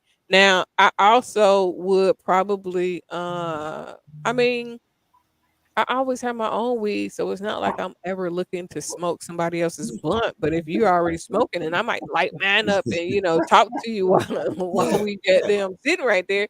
But I think that you have to, if that what allows you to be on a level where they feel like they can open up to you, then in some instances, if that's what you do, then that's what you have to do. But there are also people that don't smoke that can go around, and being able to be around and not judge them for what they're doing, because there's some people that's going, oh, I can't believe, and they're all, as soon as you start judging them for whatever they got going on, it's an automatic shutdown. They're going to shut down. They're not going to talk to you. They're not going to fool with you. But if you can be around and still be cool and not look at them no type of way or not pass judgment or anything like that, then it's just as effective as needing to smoke the blunt, because you don't need to smoke with them. They just need No, to know that they're not going to be judged while they're smoking. Now, it's a whole different thing if you got people that's, like, doing hardcore drugs, and you can't be around me and be doing no no, bumps and no shit no, like no, that, like, no. you have to get your life. But, like, smoking weed or having a drink, like, if that is where they are in their life, you don't know what a person is dealing with, so you have to allow them to, um, cope, at least until you can reach them to not needing that coping mechanism anymore. Well, see, I'm a nasty drunk. That's the reason why I don't drink. Mhm. So I know that I know that that's my weakness, and so I stay away from it. So And that's that's what I say. understandable. So and usually like there might be a 40 or something like that involved. I'm not going to drink out of somebody else's 40, and I mean since COVID, like passing the blunt around is kind of out of out of the realm of business too. But it's just if you're in that particular genre, or it might not be that genre. I mean, there are ballad singers that smoke weed too, you know. So I mean, but within that, usually within that genre, there is something that is there, whether it be weed or stronger, or back in the old days you got your 40 and a blunt, whatever, But to me, it's almost by whatever means necessary it takes to get your message across. And it is like that. I mean, in most instances. Uh, Brother Williams, how are you doing this evening? Oh, I'm good. I'm good. I see y'all freestyling about drug use. I don't know what I can actually contribute to that conversation. So I'm trying to. I'm like somebody getting ready to jump in on a double dutch. I got to wait for the right time to be able to jump in on this one. Well, uh, that wasn't the whole total conversation. That was just the tail end. Mr. Scott badgered us about Nia Long and her cheating guy for a while. but once again, Brother Williams, we were talking about how you reach people in their own setting, in their own environment. And of course, Mr. Scott, we got to talking about the rap game. And I was saying, the part that you came on is, I was saying, if I go to LA and hang out with my musician friends, usually, we're all around, everybody's smoking weed, drinking, having a blunt or whatever. And this is part of their creative nature, Right. or at least that's what they say. So that's cool. But in order for me to, I can say no, but I smoke weed, so I'm not gonna say no. That's the that's like out of the question. You know what I mean? Back in the day, pass, puff puff pass. Yeah. Now it's kind of keep you on, but but what I'm saying is that in order for me to go into this environment and be accepted into this environment, this is my key or my pathway. I'm not saying everybody uses that Well, pathway. Mhm. well, the rap game, as I was saying, it's I have to be definitely respectful of the creativity, the creativity of the genre, because it's really spread around the world that people are trying to do it, but it's gotten to me off message. It's gotten to me off where I think, especially when I see all of the things, killing each other and all this brutality against each other, it just seems like it's kind of fueling some things as opposed to not diffusing these things. I mean, I think it had the creativity. I mean, you can't deny that because everybody recognizes that around the world. But I think it's been taken apart and used negatively. I mean, that's just kind of my take on it. And I know there are, my cohorts here, they're in the rap game. They love it. They embrace it. But I think we need to look at it realistically. We need to look at the good parts and the bad parts. But let me jump in on this one. So from that standpoint, I would say this. I'm gonna bag up to back to where James jumped off in regards to that because growing up in the hip hop game as well as being a Panther since 1994 and I was in my 20s when I started, I would often be around hip hop artists and cats in the community that was utilizing music as a conduit not to get out in the streets and not to do negative stuff, but at the same time they would be weed smokers or they would take drugs, certain drugs, in order to fulfill their creative flows or juices as they would refer to it. But at the same time, I think Anthony, what you have to look at is you have to look at the access to technology now as opposed to back then. So basically, this iPad that I use on a daily basis. This thing right here is a full fledged studio. You can make beats on it. You can simulate guitars. You can simulate horns. It got all kinds of programs to do all of that stuff. And in fact, you can turn around and take your phone and do the same thing. And so the difference, I think, as you talk about that between now and earlier generations, is you had to be a student of music. You had to learn how to read music. Had to learn how to play instruments. You had to dedicate yourself to the craft of music. Whereas now anybody can pick up a piece of technology and consider themselves an artist. We did a podcast actually on the Panther 48 that aired last week, that got into the concepts and the definitions of breaking down artists. Because unfortunately, because of the easy access to the technology to produce music, to do graphic arts work, to do different types of things that back in the day would take somebody literally, spending years and years honing their craft and getting good at, can all be done and simulated through certain applications, phone applications. And so, because of that, you have a younger generation that has easy access to the same quality of the end result of the musical or the artistic expression than we had to, then the hoops we had to jump through back in the day. It's like I remember my first drum machine was I think a TR 505. And I remember working a part-time job just to be able to save up enough money to get that drum machine. Whereas again now with a free app or $5 app, you can get the same quality, way more better quality than a $400-500 drum machine I paid for back in the 80s. And that was hard earned money. Again, $5 or less now, and you can get stuff that can weigh circle rings around that. And so, because of the easy access through the technology that the youth are able to gain, there's not an appreciation that typically goes along with the artistic craft and what it means to be an artist that we had back in that generation. That does not mean everybody doesn't get to that. I mean, people don't get to that level. You have plenty of people that are in the hip hop game now or the rap game that are just as musically inclined as people in your generation. But what tends to happen, and I can attest to this to myself, is you become more of a composer first and foremost. And as you start appreciating music and getting into music, then you double back and start learning how to play various instruments. Because it's so easy to produce a track nowadays. People tend to get their foot in the door first and then double back and start taking the lessons in order to be respected in the music game.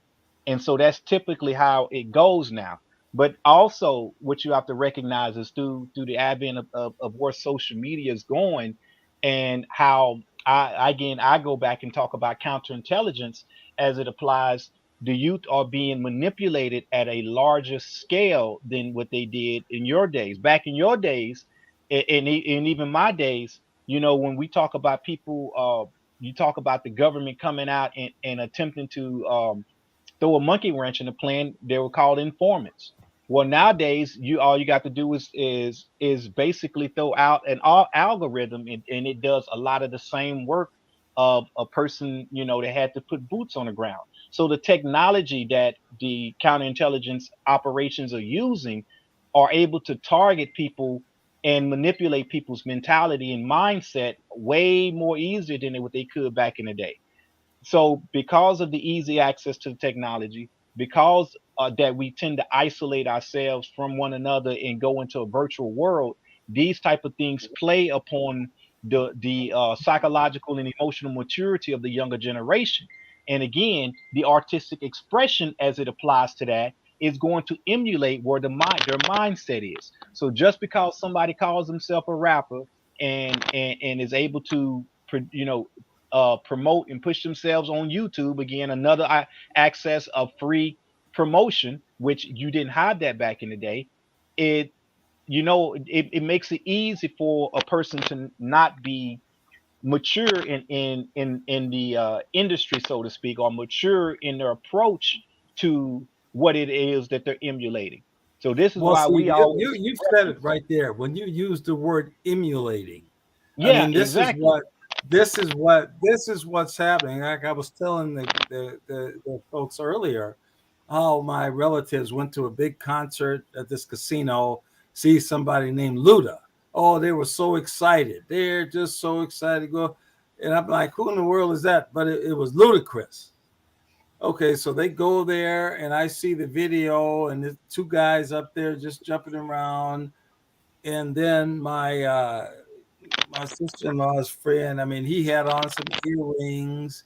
He had on some pointed, looked like high heel shoes. He said, "I don't wear that earring. I don't wear no Well, high heel shoes. I don't Ludacris wear don't no wear no lipstick. high heels. I know you're I not don't telling wear me no Ludacris lipstick. had I on. don't wear no Ludacris don't wear eyeshadow. I don't wear Ludacris. no nail polish and all that stuff." And so this is what I'm saying. When I see these things, it's just diametrically opposed to the things that I think we as men and black men in particular need to really be doing.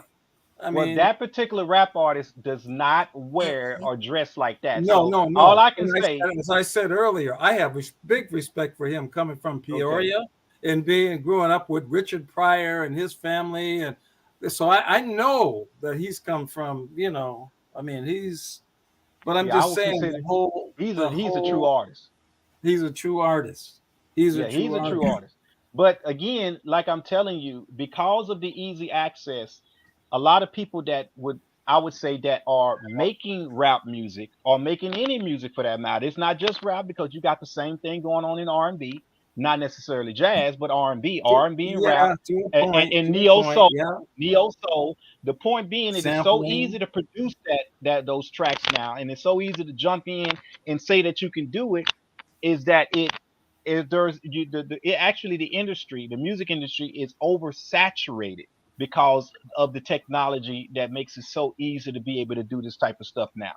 And because of that, you can't necessarily look at it the same way you looked at the music industry back in the day.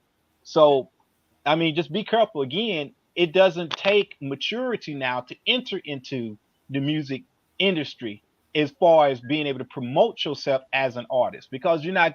The name of the game now is not to try to get signed on a major label, but to go independent. And from that standpoint, what does it mean to be independent? It means basically to be able to put your music out on these different audio streams, which is very easy to do, Hmm. put you a few videos up, which is very easy to do, get you some music produced, which is very easy to do, and now all of a sudden you can call yourself an officially an artist, a hip hop, a rap artist. But that don't mean that you're actually living off of that, and nor does that mean that this person has put in the proper work for to represent somebody in that genre or that industry correctly. So I think that's what you have to recognize is that with capitalism, I would say this: with capitalism comes the ability to just find any and every means possible to be able to capitalize off of people, and people themselves are victims of that big time. The rap industry is basically been a conduit for blood sucking. The culture itself has been blood sucked to the point to where this is why you got certain levels of low grade product coming out or certain things being promoted from the stance of again manipulating the current population. I give you a perfect example, and I don't care whether y'all like it or not. Somebody that artist named Little Nas, Oh, he ain't got damn thing really to do with the true essence of art form from a hip hop perspective. It's all about being able to create a specific agenda that ties directly into population control, ties directly into satanic worship. And this is the message. It ain't got nothing to do with music. The music is the conduit to provide that message. He is a made artist for the sake of being able to provide that message to manipulate that population. It ain't about music. Now, does that mean that he is not talented? No, that's not what I'm saying. But what I'm saying is there are certain people that are propped up for the sake of manipulating a population, which goes right back to what I say when I talk about counterintelligence program to dumb down a population. It just so happened that they're utilizing rap to do so because that's where most of the attention of the youth are coming from. But don't blame rap.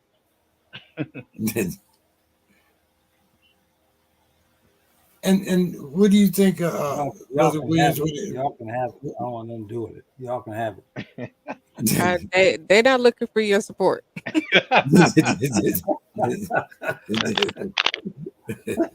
Good.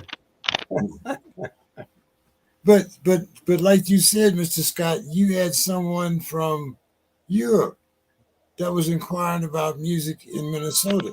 Did you ask him whether he was a gang member or not? No. You found a common ground and you guys communicated. Correct? Yeah.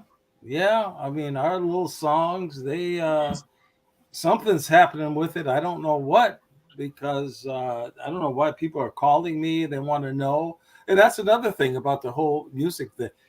I don't have any idea what they're doing. They don't tell. All of a sudden they call, and then once they send you a little something, you try to call them back. They don't answer. You can't get them now. And so something. It's a very strange industry. I mean, it really is, and one of the good things though about it, I think, is Brother War is saying everybody can get in and do their own thing now. It's not about the record companies. It's not about all of that. It's people become known just on social media. people become known if they can come up with something. So I mean, the creativity part of it, I mean, I have to go along with that. We are creative, the creative part of it, but the message part, that's the part that I mean, the message part is really, Okay, it's Mr. Scott, music is a powerful thing, and it has been through our history. And I think things have been said in music and done that was kind of double entendres or kind of code for different things. And I just I don't sense let me I ask don't you sense a question, Mr. Scott. Has the message in your church changed in the last 50 years? well, I haven't probably been to church in the last year. Ever since well, my well, contract. The question well, still stands. has, Has has, the message changed? see, Well, Mrs. that's a good question, because now you see these mega churches, you see uh, the TD Jakes, you see the I can't think of what the white dude that comes on after the news every Sunday, big church. So I don't Has know. the Is it the message same changed? message? Joel Osteen. Joel Osteen. Yeah, That's what I yeah. was talking. So, Yeah. so like I said, as the message changed, since the time that you went to Sunday school until the last year Yeah. when you stopped going. I think it was a different message. I think it was a message of our empowerment.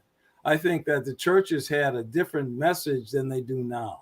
I think their importance in the community and the things that they did where they helped each other get jobs. They worked together. There was deacons on Sunday, and then during the week they worked jobs and they helped each other. They worked together because they believed in each other. So once again, has the message They changed? worked together because But you don't do that now. That part doesn't work anymore. You don't like how many other people haven't been to church for a year? Some 2 years, some 5 years. why doesn't togetherness work? But so we have to ask ourselves, why doesn't togetherness work anymore? Why doesn't the idea of, hell, when we came out of the South with the Great Migration, there were people that went from certain areas to the same area. There's all kinds of people up here from Birmingham, where my mom was from. There are people in Oakland that came from Arkansas.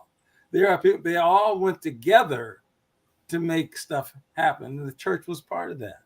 And I think So that we're overlooking a lot of the things that got us to where we're at. And that's why we're scrambling now.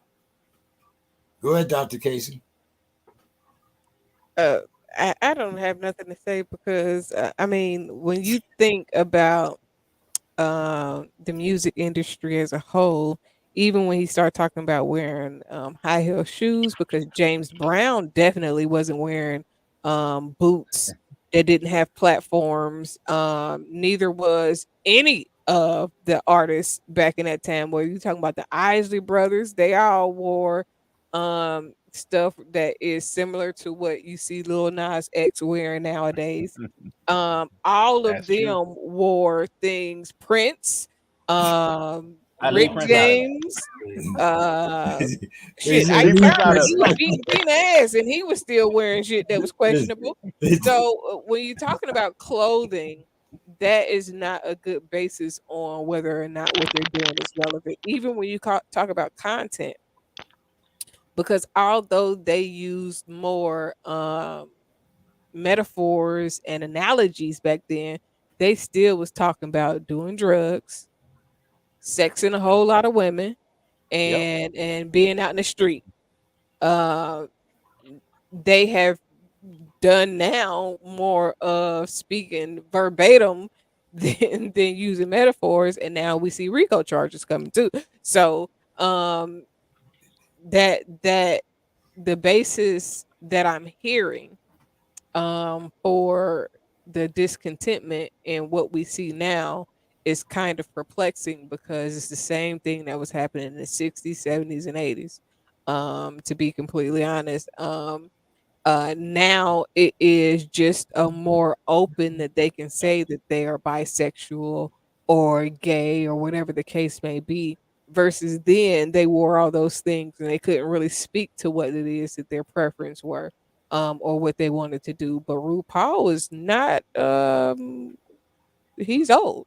Dennis Rodman, he has had questionable behavior and dressing as well. And I can keep naming people from back in There's the day. always going to be I can questionable go further people. back than They've you. always been around. This is nothing new. This goes back from day one. What we see today is the same as what the world has been. I get that, but I'm just saying, what? How does it get better? I mean, what is this What do you Your doing mean? to your our society? participation, That's my only your thing. participation, Mr. Scott. That's what What it is your takes. perception of better? Because your perception of better could just be a matter of what you want to see versus the reality of life, because everybody is reflecting what they see and what they've experienced and what they feel at the time. So whether it was in the 60s and 70s what they saw versus if it's now, what is your perception of better? Because I mean, better is artists not being taken for everything that they own, not losing out on their publishing, not losing out That's on true. all of those things. That better is happening now because artists are Definitely. taking the control of their music and their careers. So I'm trying to understand what your perception of better is, because you have a very religious type of perception of what should be and what I shouldn't wouldn't be. say religious. I wouldn't say that that's the basis. I would say more of a personal responsibility. That's all I'm really talking about. Some type of it's when I say, well, again, you can't get caught up in saying things are not the way they used to be, because they're not going to be that way. This is a But new things are world. exactly the Every way they day is used a to be. new I just day. pointed that out. I just pointed out how they are exactly the way that they used to be. The only difference now is that people have more control over their careers, what they do, what they put out, what they present, who is in the forefront of things. And even then, the artists that are being swooped up and being put on platforms are people with numbers. They might not even have great talent. They just got the numbers to because they've played Yeah, the game of getting attention. You have a yeah. lot of people that are slow and disabled that put themselves out there and was getting laughed at, but then became popular because people made fun of them. And there are several people that experience that. So I don't know what you're saying when you say better, or what changes that you want to see that doesn't that hadn't already been in place before. Like uh a lot of the original hip hop artists, they was still talking shit about shit that the same people who's talking now, they was talking. They was the same type of stuff. They just do it in a different way. and, Now and, they're more and direct. Then they was hiding Mhm. because they couldn't say what they wanted to say. and it's not only in music where you see people taking control of their careers and using technology to promote themselves. Look at the boxers. Look at the UFC. I mean, you can go through almost any genre of entertainment and find that where people have used technology to become famous, infamous, whatever. But because everybody has access to that technology, like you said, I mean, I don't think, and I think you mentioned this before, Brother Williams. We cannot advance as fast as technology, as as an innate being. Yeah. We don't have that capacity to fulfill that. Didn't you make a statement something to that effect? Correct, and I think that's where when I speak on the emotional immaturity as it applies to the technology, that's what I need us to recognize. And again, the psychology, there's a branch of psychology that's called cyber psychology that gets into the study of that, how technology outpaces the masses' ability to be able to utilize their technology in a safe and healthy manner. And this is just across the board. This goes and kind of, and Anthony, let me jump back on something to actually in your corner. The difference is, and this goes back to what Dr. Casey says, there's not a really a difference between now and then, other than the fact that it is the access and the ability to, what I said stated earlier, emulate the process is a whole lot easier. Therefore, because of the technology of telecommunications, let's just look at it from that standpoint. The branch of science that goes into telecommunications has connected the world. Everybody is able to reach out and see everybody now because of where we are with CCTV, because of where we are with the internet, because of where we are with the Internet of Things. It has brought everybody closer in terms of being able to reach each other. So the you don't have that that luxury of distance and time working against a population now.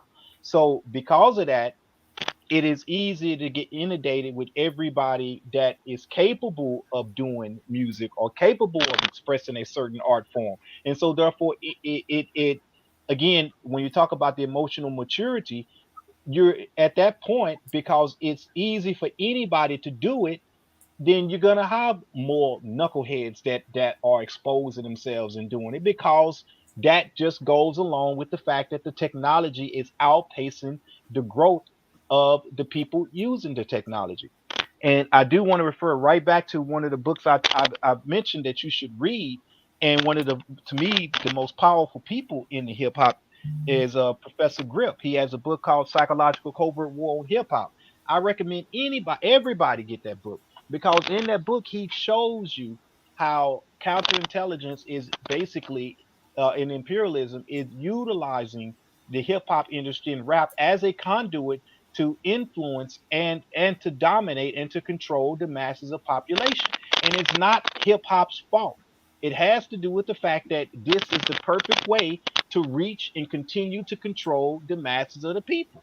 And it just so happened that people cling to that. So when you talk about being able to reach people through a culture, then that's going to go through their music. And we can step back and look at Project MK Ultra and see the same thing because keep in mind, Project MK Ultra did it through the hippie culture and LSD. Project Megiddo done the same study and the same science and the same psychological warfare through religion in the 80s and 90s.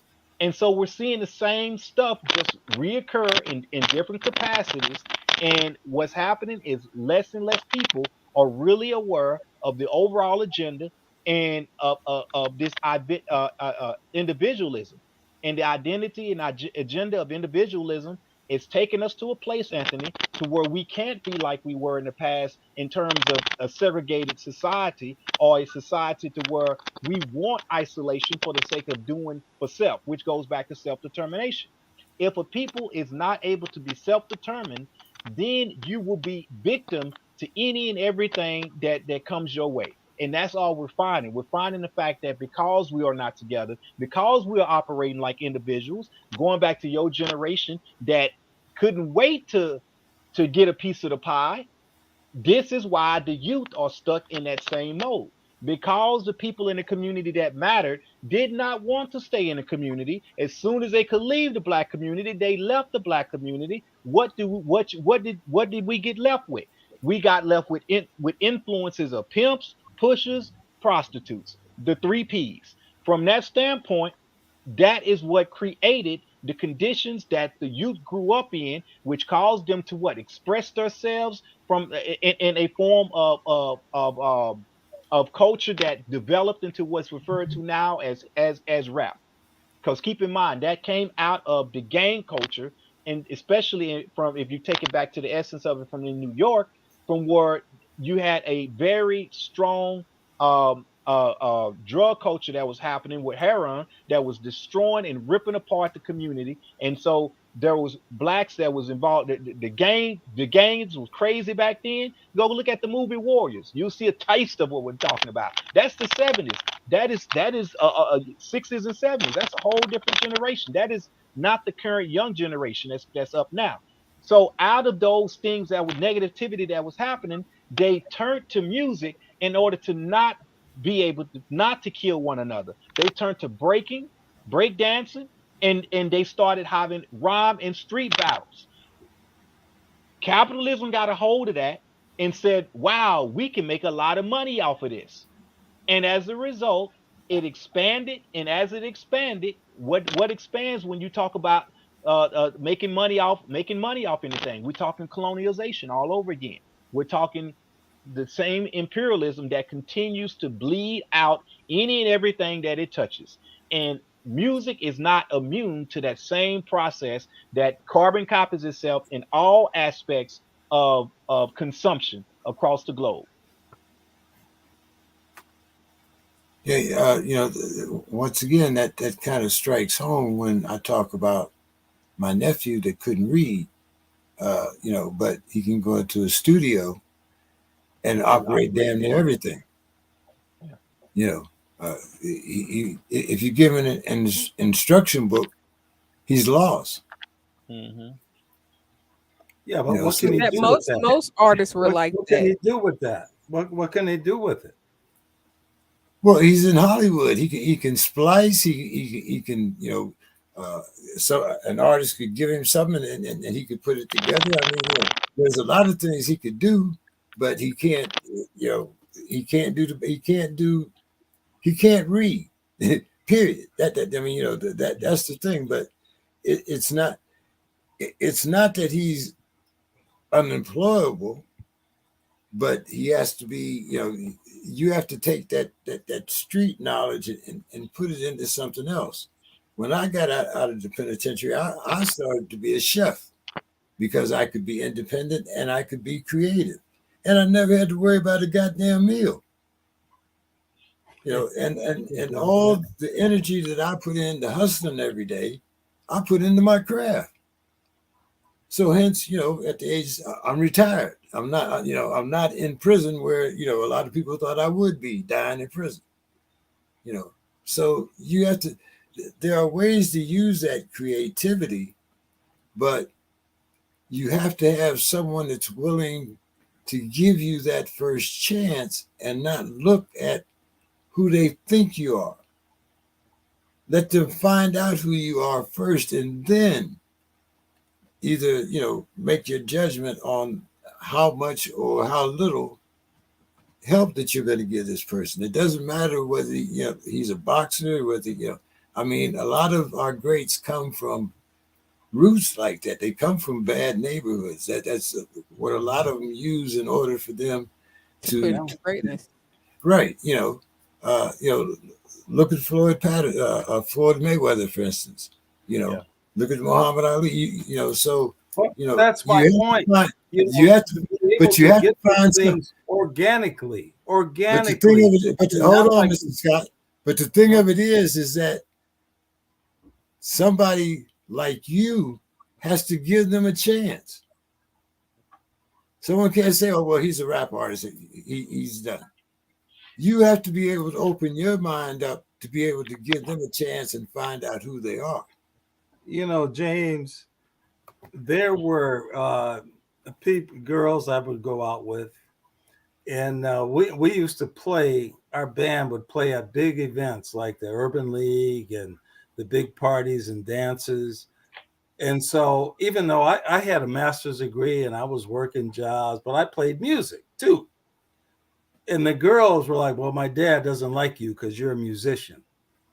My dad says that, you're not, So, I mean, this kind of thing is always part So you of, just doing what somebody did to you. no, no, I'm not doing that.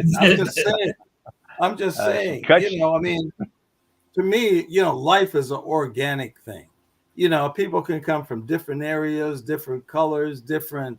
Yeah, I mean, I just think it's an organic type of a thing, and I think we get away from that. I was at a group thing the other day where it was these people were running for office, and I'm trying to deal with them, and they were talking about relationships and what have you. And they had all met their significant others through some kind of computer thing.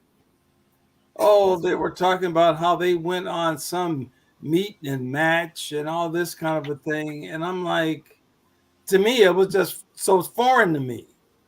I mean, Well, at least they wasn't talking about Tinder, but Go ahead.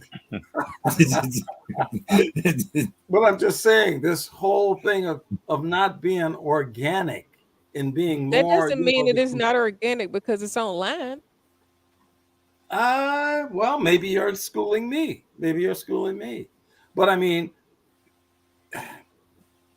You have a narrow mindset about what is acceptable, what's good, and what's not. well, And I that's what I disagree with meant that. when I I said disagree with that. religious. I throw a flag on that. I disagree with it. I don't have, You clearly just I disagree said with that. all these list of things that are wrong, or you don't I understand didn't how say you do wrong. that, A or different you are point of judging view. the things that other people are doing because you lack understanding. Mr. That's a Scott, narrow mindset. Mr. Scott, I met my current partner on Match.com in 2003. Well, then what you're telling me is I need to join these things. Then Maybe. that's Instead of judging the people that's meet people, your ass maybe I shut need to down. join. Maybe I need to join. Get involved in it. You Yeah, know. see, you young enough to join Tinder, you might want to try something real good. But anyway, we'll leave that one alone. But you know, but I'm just saying, sometimes you try things as an experiment or to further your knowledge, and you might find something. What should I say? Positive, you Hmm. know. Uh, and I'm kind of like Dr. Casey. It seems like you're taking out what happened to you as a musician on the current group of artists, No. because I mean, when you look at them, you say musicians with the same connotation that that little girl's father said about you. Mm-hmm. He's dealing with trauma. That's all we Yeah. that's all we're talking about Projection. is All trauma. I'm saying is, all I'm He's saying is, when projecting majorly, we had a big horn band, we had singers, and you and we wanted could to be make. accepted. I was making more money doing that than I had degrees. I had a job, but I was making more money playing music.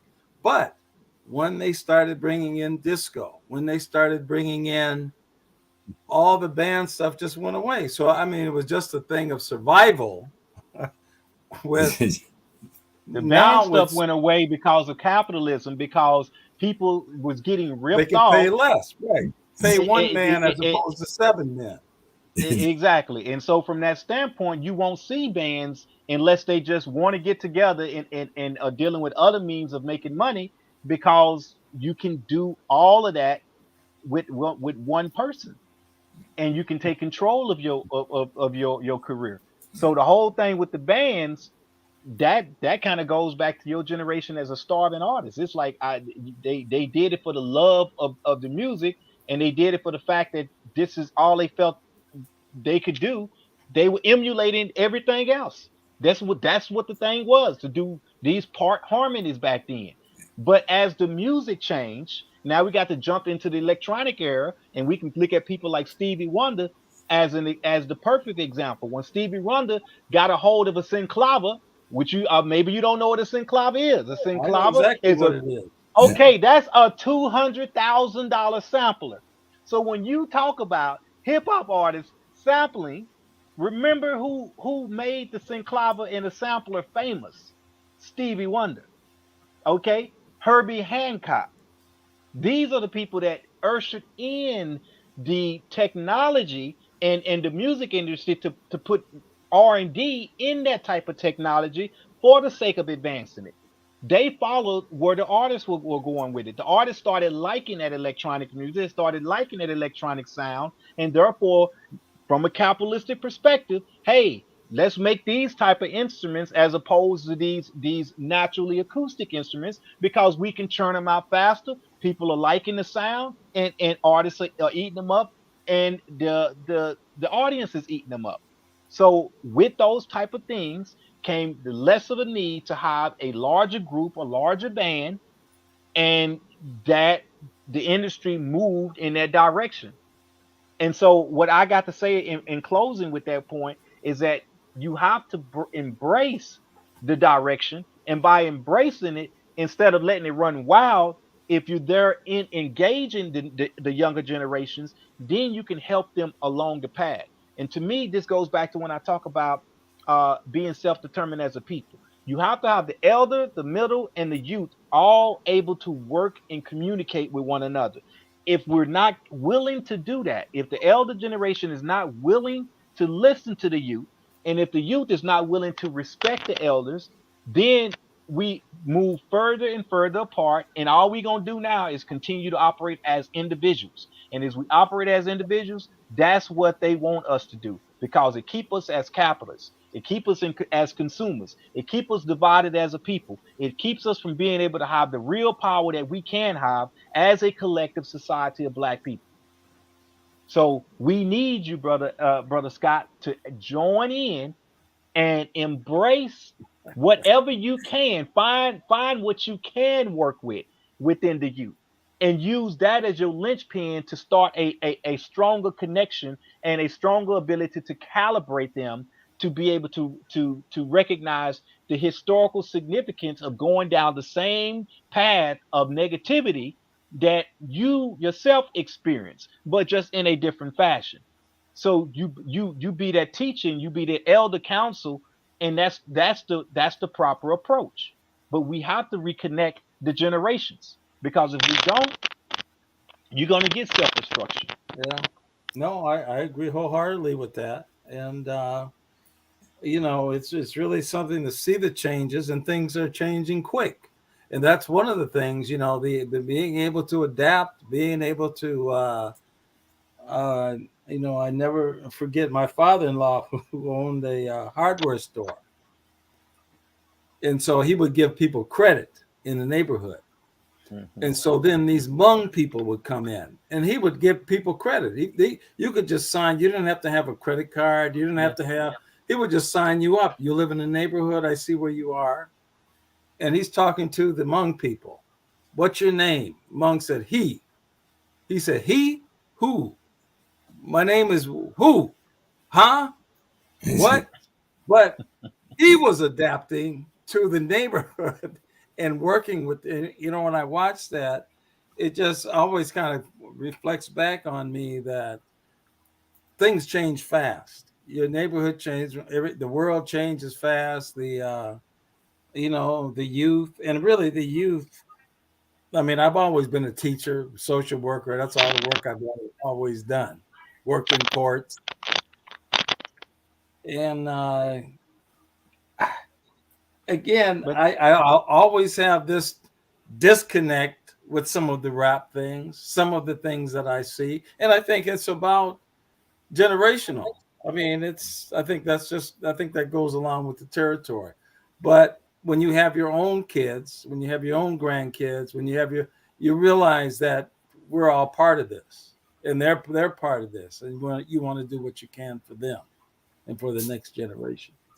But this goes back to what I was saying about being relatable to people that are younger than you, and not having a approach where you are looking as though you're condemning people for whatever it is they do.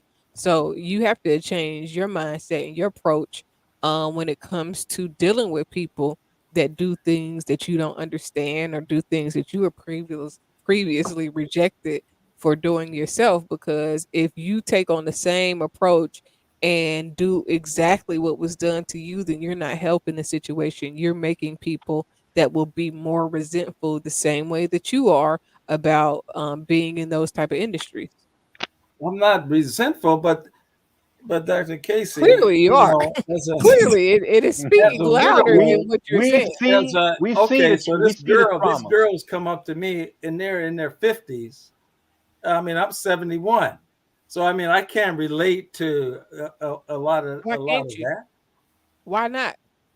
Your perception already, as soon as they walk up to you, because their age difference, is that you can't relate. You ain't heard what they had to say. You ain't heard their experience. You don't know what they've been through, or how things that they've experienced may be in common with something that you experienced. You may know people that they know. You may have done exactly what they're going through So and can give them advice, but you're already, oh, it's no way we okay, can have well, something. no, I appreciate it. So I can get in down into the 50s now. I don't have to. I don't have to stay up into the 60s and 70s. I can go down into the 50s. Mr. Scott, I've been in the 50s a long time. 50, at one time, 50 was too old, but that's a different story. Yeah.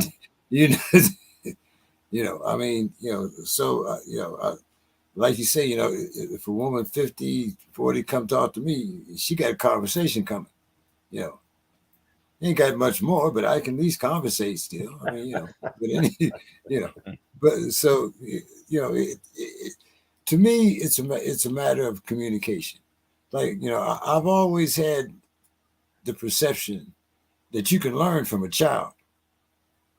So therefore, I've always been open to learning from anyone. I can learn. Doesn't mean I have to adopt their habits necessarily, but I can learn. Right. And I think that's where our generation and your generation has a cutoff because we think that we know it all, and the fact that the younger generation won't accept it is a blow to our ego more than anything else. Because according to us, we've been there, done that, and we know that, you should follow us.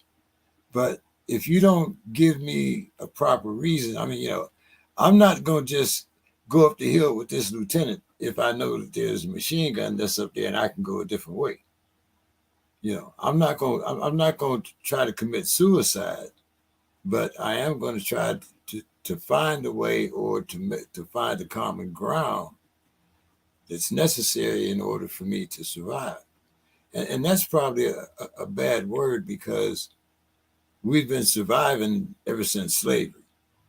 So that's probably a bad word, but to get the gist of it, in order for us to still be able to exist, because we don't even coexist anymore. That's also a myth that we've kind of broken. We don't even coexist anymore. Like Brother William said, we've become individuals and we've become more of survivalists than anything else. Do you agree with that, Mr. Williams? Yes, sir. That's it. And we hold on to our trauma there, Anthony. And so we have to be willing to go back in ourselves and going into what Dr. Casey said, that the thing about that is the rebellious spirit of a child is no different in your generation than it is now. It is just the form in which that expression comes out is the only thing that is different. But it is still the same thing. Every generation always has something negative to say about the younger generation before it. And we can go on throughout history and see the same thing. So the only thing that changes is the way that expression of rebellion comes across. But the level of energy of rebellion is no greater now than it was in your generation. It's the same energy. It's just because of the advent of of the communication technology, more people are able to see more of it. So we're dealing with a situation again to where this can work against us as a people is because we're oversaturated with so much information, or should I say so much data, that we become overwhelmed. And being overwhelmed with the easy access to so much of everything, it plays a psychological, it creates psychological damage on the individual. It creates psychological damage on the people because I don't have to be able to handle what I got access to. This is why it's, super important, for instance, how you have to be careful what your children are watching because they could be getting exposed to porn way more, and all these type of things. We didn't have to worry about Yeah, that but as wait a much minute, with the other generations. because in my day, porn was on TV easily to be watched. If you had cable TV, porn was available. If yeah, you sneak up Yeah. and watch TV late at night when your parents are in the bed. I remember doing the same thing. I remember back when cable was only one channel. Yeah. So Yeah. but the point I'm getting at is it's a whole lot easier for Mm. things to be access now. So therefore, again, going back to the emotional maturity as it applies to technology, technology is moving at such a fast pace that when you talk about the elder generation being able to monitor or connect with what the youth is doing, they half the time can't keep up with what the child is being exposed to. So therefore, it just makes it that much harder to control that rebellious spirit because I don't understand what you're doing, yet alone how you're doing it.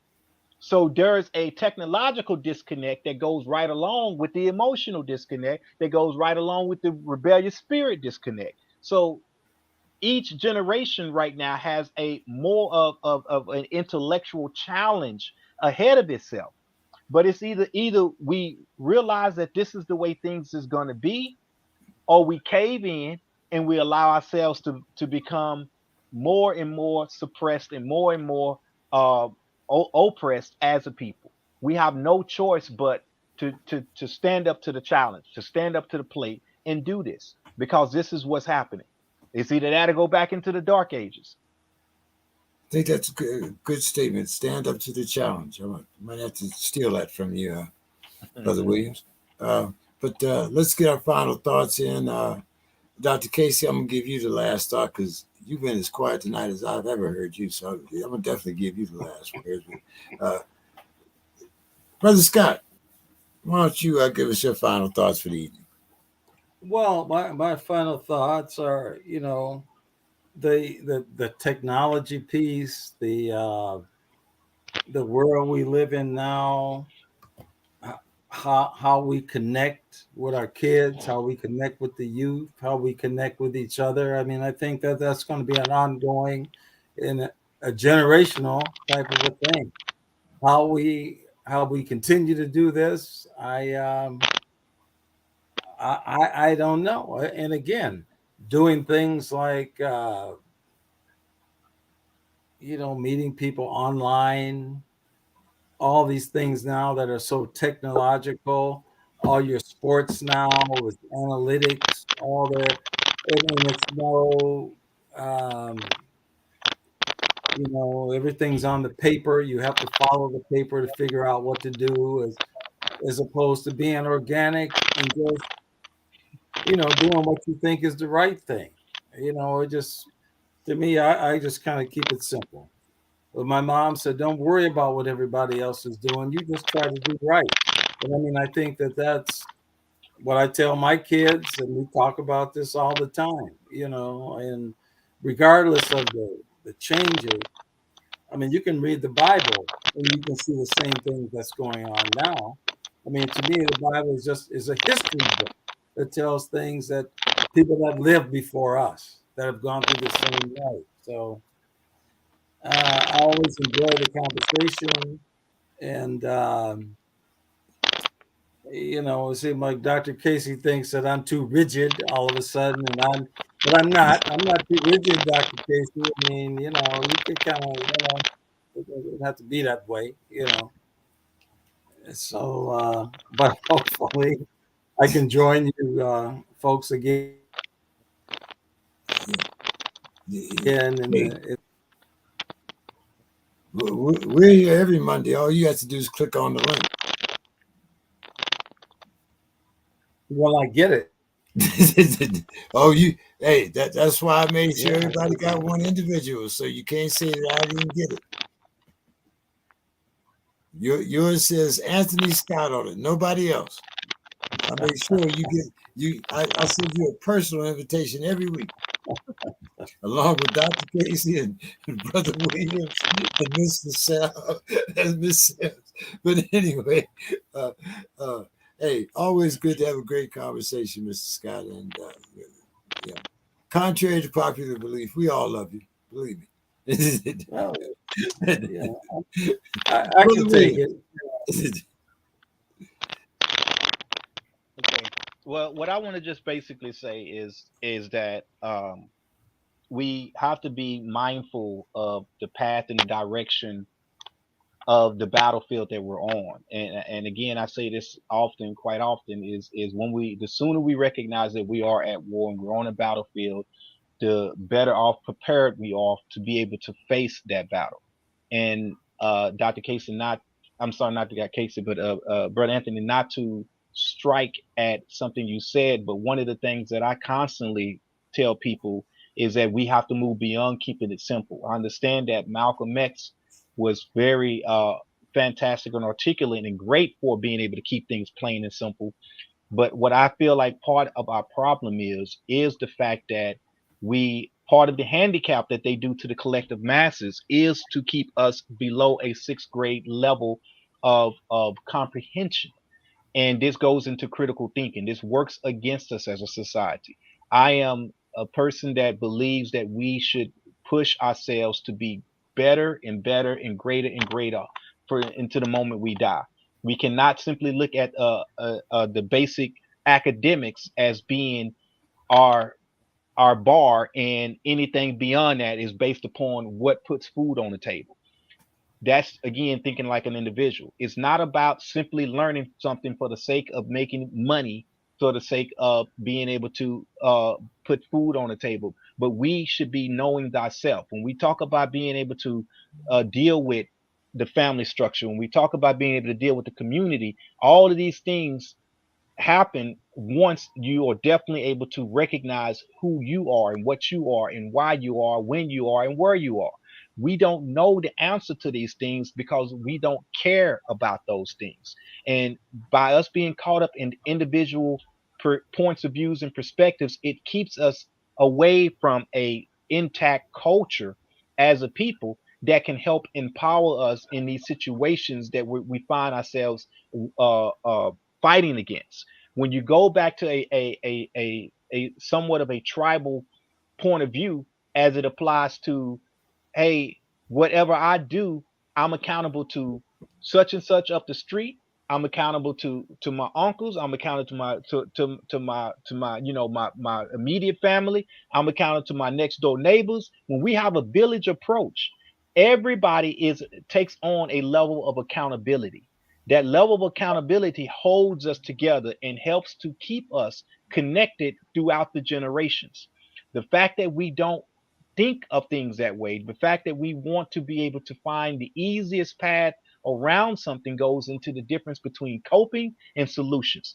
If we want to continue to cope as a society, then we're not going to be solution based. What we're going to be is we're going to be the type of people that just basically learn how to be able to navigate over obstacles, but that obstacle will still remain. And as long as that obstacle will remain, that next generation is going to have to face that obstacle plus one on top of that, plus one on top of that.